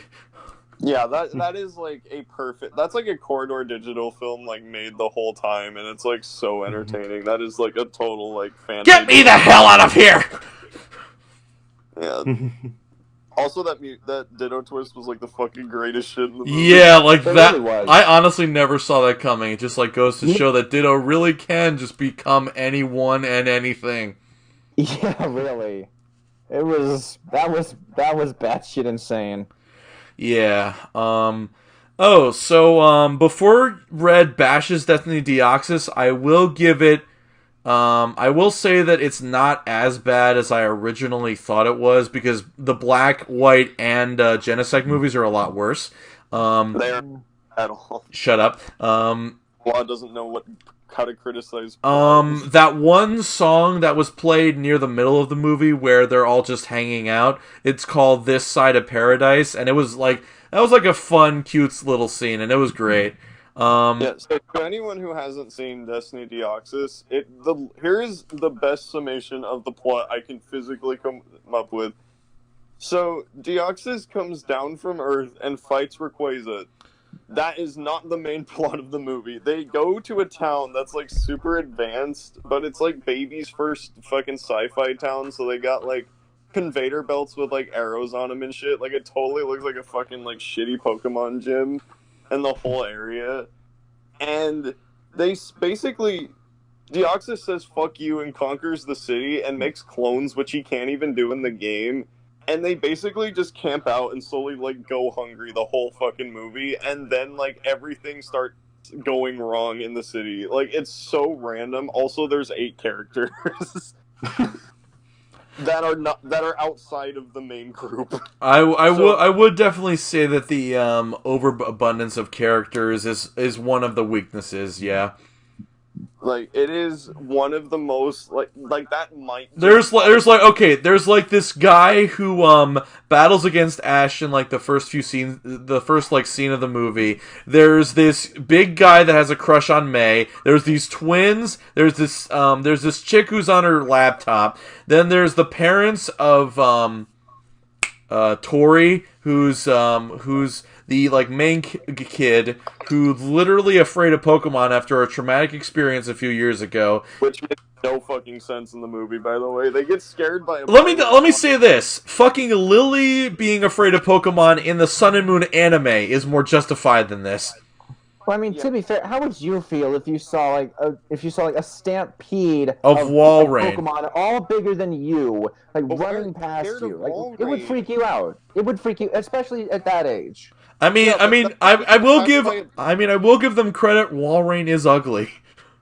No, like, that's like saying, well, I was attacked by a bear, so I'm scared of animals. It's like, Pokemon doesn't know what fear means, so they think that that's good psychology. That's fucking terrible. That makes no sense. That's actually a bit of a good point. I mean, considering Lily was, like, attacked by Nihiligo, wouldn't it make sense that she'd be only scared of Nihiligo instead of just every Pokemon? Yeah, they've consistently fucked this up, and I don't know why they would ever use something... You want to know what the weird part is? Fucking Silent. Silent, of all people, has better fear than this, because he's afraid of purloins. Yeah. That's infinitely more sensible. Yeah, he had a bad experience with a purloin back when he was way back when, and then there you go. He's just afraid of purloins. It was never really explained why he's afraid or what the experience actually was. And that's infinitely better written still, because that's at least funny conceptually. Yeah, and I mean, yeah. Anyway, what else about the movie do you not like, Red? No, I think that without really getting into it, that's about it. I'm thinking of just doing a video, like making a tier list of all the Pokemon films, because there is so much to talk about with some of these that it's like, it's way too funny. Yeah. Like, we're scratching the surface on just like how many layers of like bad writing or terrible character development these movies have. It's like, I can't really do it justice in like I'm gonna reiterate one more time in the description. I'm also going to link my movie tier list, which I had to revise 3 separate times. My opinion changed quite a bit. Which is why I only did it once, and that was after I finished. Yeah. No, I'm not watching that stupid fucking new one that's coming out. They couldn't make me. Yeah, it's Tarzan with Pokemon, apparently. Yeah, I will lose both my hands and feet before I watch another Pokemon film like that I haven't seen before. Alright, my tier list for Pokemon movies would be very boring, because I've only seen 5 of the anime ones, and then counting Detective Pikachu, there'd be 6 Pokemon. Yeah. By the way, we finally surpassed Lord of the Rings length now. Yeah, but that was to be expected, honest. Yeah. A topic this like extensive and yeah, we did run the gambit though, and I think that was good. Like, we pretty much talked about everything. And fortunately, the recording is still holding up. I'm honestly shocked. That's good. Honestly, we're gonna have to add like timestamps for everything so that people can skip to their favorite parts. I'd if like one of you guys could just like look at the video in private and then just like give me the timestamps, I'll add them in. Yeah. So, anyway, all right. I think it's time to like start closing it. Unless like All right, we have our final overview now. Yeah. Like, I'd say Pokemon is, like, a fine franchise. I don't know how to feel about it anymore. It's a good franchise. I think the main thing is that it tries to bring in a brand new audience each and every generation. And I feel like they try to alienate the older fans, which isn't a bad thing, but it's not a bad thing to want to bring in a new audience each generation. But alienating people is bad. It is. I agree. Yeah. But you also don't want to rely too much on them because that's problematic in its own right. Yeah. What about you, Equestron? I mean, like I said back when we were talking about what Pokemon means to me. It's not like a franchise I'm super into nowadays. I mean, like, I was obsessed with it back when I was younger, but it's still a franchise I admire for its longevity.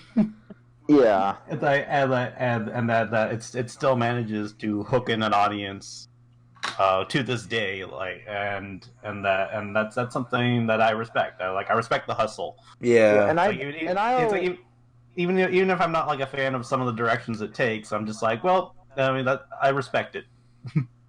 And I will continue to stick with this franchise. I'll continue to watch the newer seasons of the anime as well as and some of the other like visual as well as the other movies they might make, just so that I can form my own opinions on them, and yeah, and so that I can like see how they do at bringing in a new audience and that kind of thing.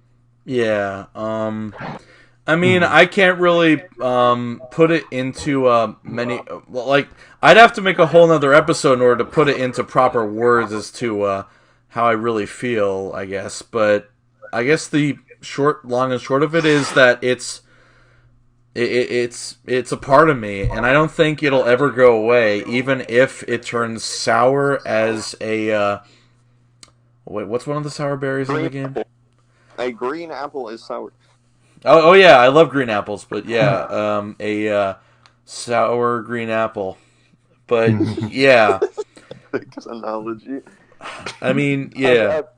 So I guess we'll quickly delve into two final segments: the future of this franchise and the, I guess, copycats or like just like similar series.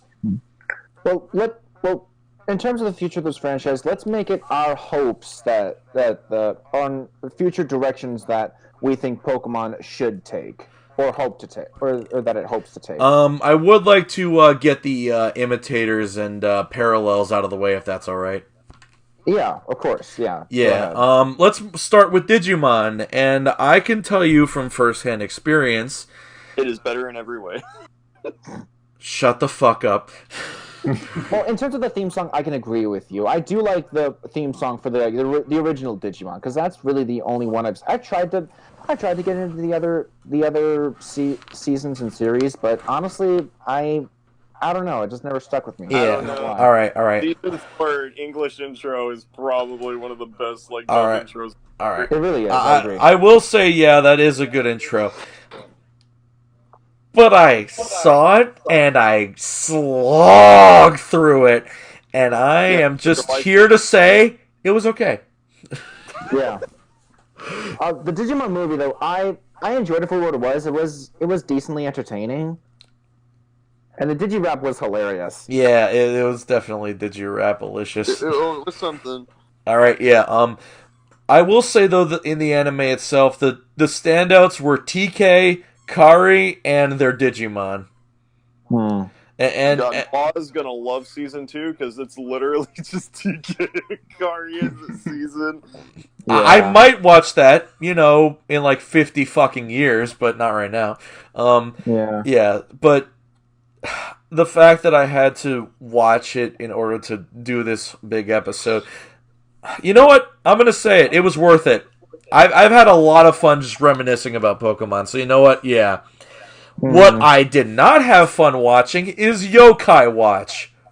Yeah, Yokai Watch is pretty ass. I've heard... I did see one video by this guy named Pokemon Ranger Boy 12. Oh yeah, I know that guy. Yeah, he did a comparison video of the Sun and Moon series and Yokai Watch, and he did bring up some interesting... And he did give the series credit where he thought it was due, and it's a decent looking series. It's not one that I can see myself watching, but I can definitely. But it's got its own audience, and if they like it, yeah, and I can definitely see where Sun and Moon got its influences from, for good and for bad, of course. Yeah, I guess Yu-Gi-Oh is a fucking offshoot of Pokemon. No, but it's no, not really. I think that, the only thing similar with Yu-Gi-Oh is the monsters and the card game. That's it. Yeah. I guess Beyblade and Bakugan are like even more distant, but they're still like they're creature games that are trying to like have a different toy gimmick, which I respect. But at the same time, Beyblade less so because even with those other ones, each character has like a bunch of creatures, but with Beyblade, everyone has like their own specific creature. Yeah, and let's not forget about those crappy mobile games that are rip-offs of Pokemon too. you can say all you want. You guys do not know how much of a fucking pay-to-win game Monster Legends in. Like, I'm amazed that game hasn't been sued. Like, okay, here's like for comparison's sake how bad this shit is. Imagine, okay, you have to wait to hatch the egg. You have to wait for the egg to grow. You have to wait to breed the egg. You have to wait to hatch the egg. You have to make pens so you can hatch the egg. All of that you can speed up with gems, and each of those takes a week in a row for one monster. Whew. Wow, that's incredible. Some of these monsters cost, I believe, 1,000 gems by themselves. I played the game for 2 years and got 300 naturally. Oh my God. There were 3 currencies. Each of those currencies had a cost that would go up to 99. I believe the max gems you could get for $99 was 99 gems. Fuck! I mean, let me just stop you right there for just a second. By the way, Echo. Yeah. Spec, I think you have me on Echo or whatever. Oh. Just lower the volume you get in. Oh. Okay. All right. Okay. So I've played another game that's kind of like that called Plants vs. Zombies 2. It is not. It's fun. It has, some pay-to-win stuff, but it's fun. It's nowhere near as bad as that! Yeah. I've definitely fallen into the pay-to-win crap, particularly with Candy Crush. Oh, yeah. Yeah, Candy Crush is definitely pay to win, but it's not as bad as what you just described. Not by a long shot. Oh, that's not even the worst part either. Oh, so every monster you get, they can cost upwards, if you're paying only money for them, can cost upwards of $500 in real life for one. You can have up to a team of 3. And after a few months, they won't be good anymore. Because the new monsters that come out are so powerful, they'll kill your new monsters instantly. When your game makes Mario Kart Tours microtransactions look competent by comparison, you know you have a problem. And then, this is what got me to quit, was when they added a VIP subscription, which was a paid service that would still require you to spend the other money on the microtransactions if you still got it, and you got monsters for free that were better than every other monster in the game. Oh, and you have to feed your monsters to go up to level 99, which also costs 100 real-life dollars to get them fully leveled in some cases. Oh, Jesus Christ.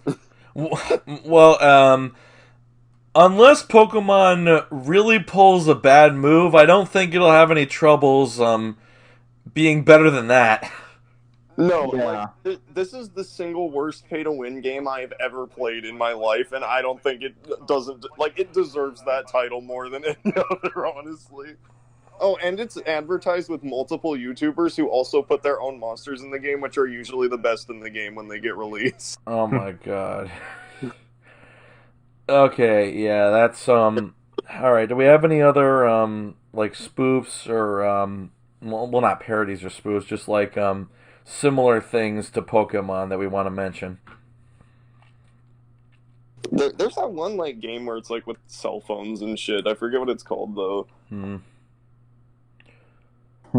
There's of course the Tamagotchis and stuff, but that was Tamagotchis. I never really had any. I never really had any of those. I don't think my friends had them either.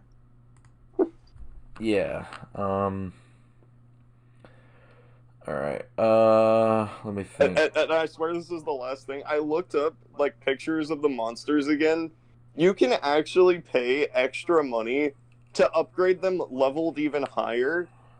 And if you upgrade like a shitty monster, which you're still allowed to do, you could like blow all your fucking levels, and that costs like extra money. So you can add Uber upgrades. So it's even worse now than it was when I left. Oh my god. All right, that's enough of that. Please. Yeah, I think let's end on a hopeful note, shall we? Let's talk about directions that we think Pokemon should and hope that it takes. I'll go last, so you guys go first. All right, I'll go first then. I really hope that Pokemon finds a way to incorporate various aspects of previous generations, like Mega Evolutions, even Z moves. I enjoyed Z moves for what they are. Not a big fan of Dynamax. I do kind of hope they scrap that, but I really want them to reintroduce those aspects again, or re-explore them in the anime.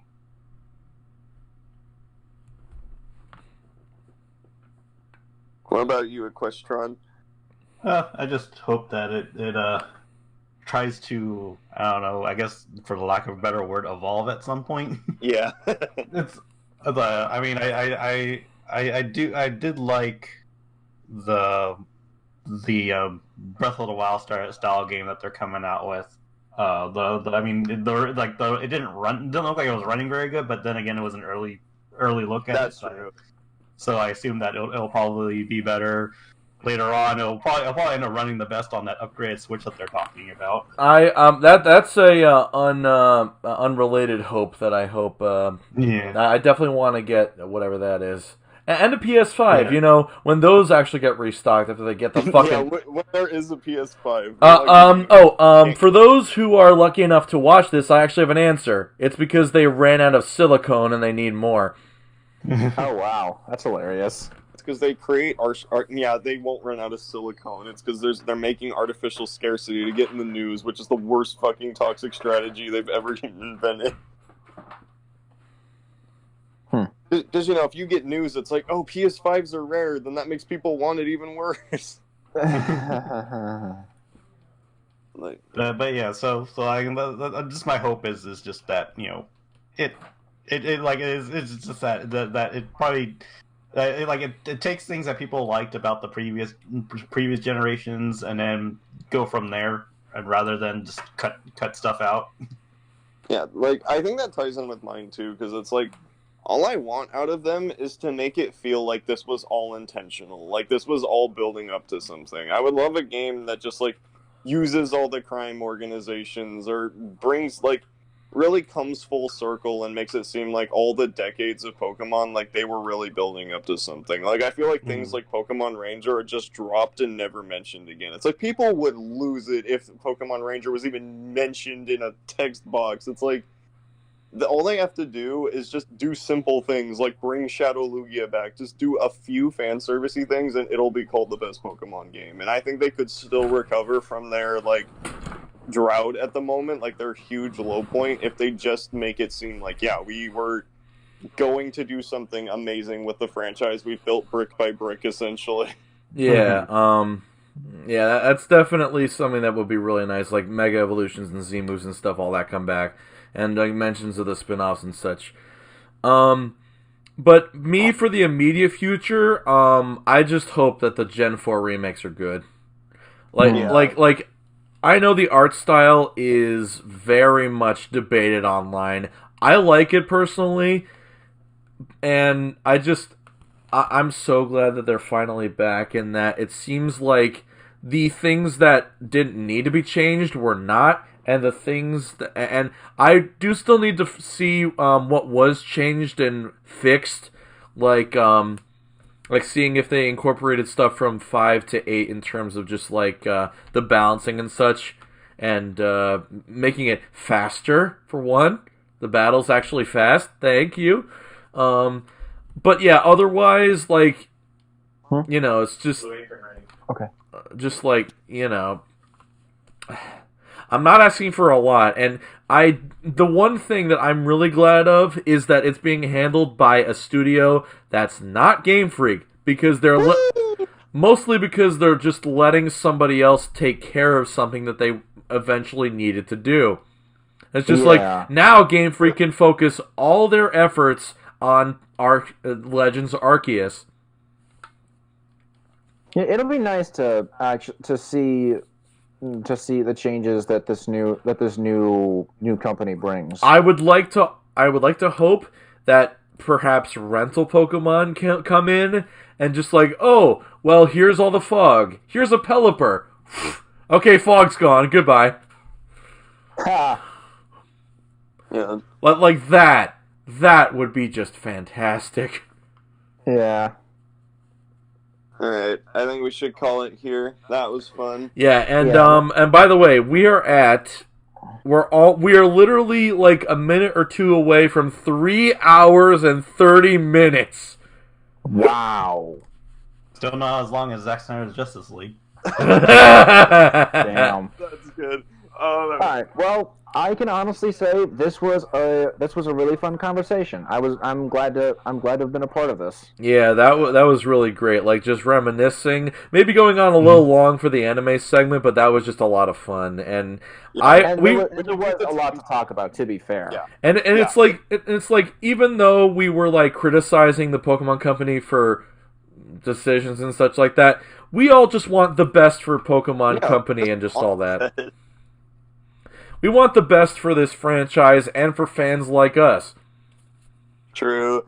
And we for new fans too. We want them to be able to see what we see and enjoy it for reasons that we did. Yeah. And just to have another kid, like two kids, just like going on the playground and just like saying, "Hey, did you hear about Pokemon Sword and Shield?" Okay, not necessarily Sword and Shield, but still. But your point is made. Yeah. Yeah. Just We understand. All right. Yeah, and so with that all being said, next time we're gonna go into something that's also celebrating a milestone anniversary with our blue hedgehog friend Sonic turning 30 this year. But for the moment, let's bask in Pokemon's fun memories and nostalgia as we sign out for today. So this is Blah 6. Red Mav. Equestron. We said at the same time, but Equestron. Yeah, okay. Well, like I said, it was fun being a part of this. Thanks to you guys for inviting me, and I hope to have just as much fun with you guys next time. All right, and that's it. Signing off. Bye-bye.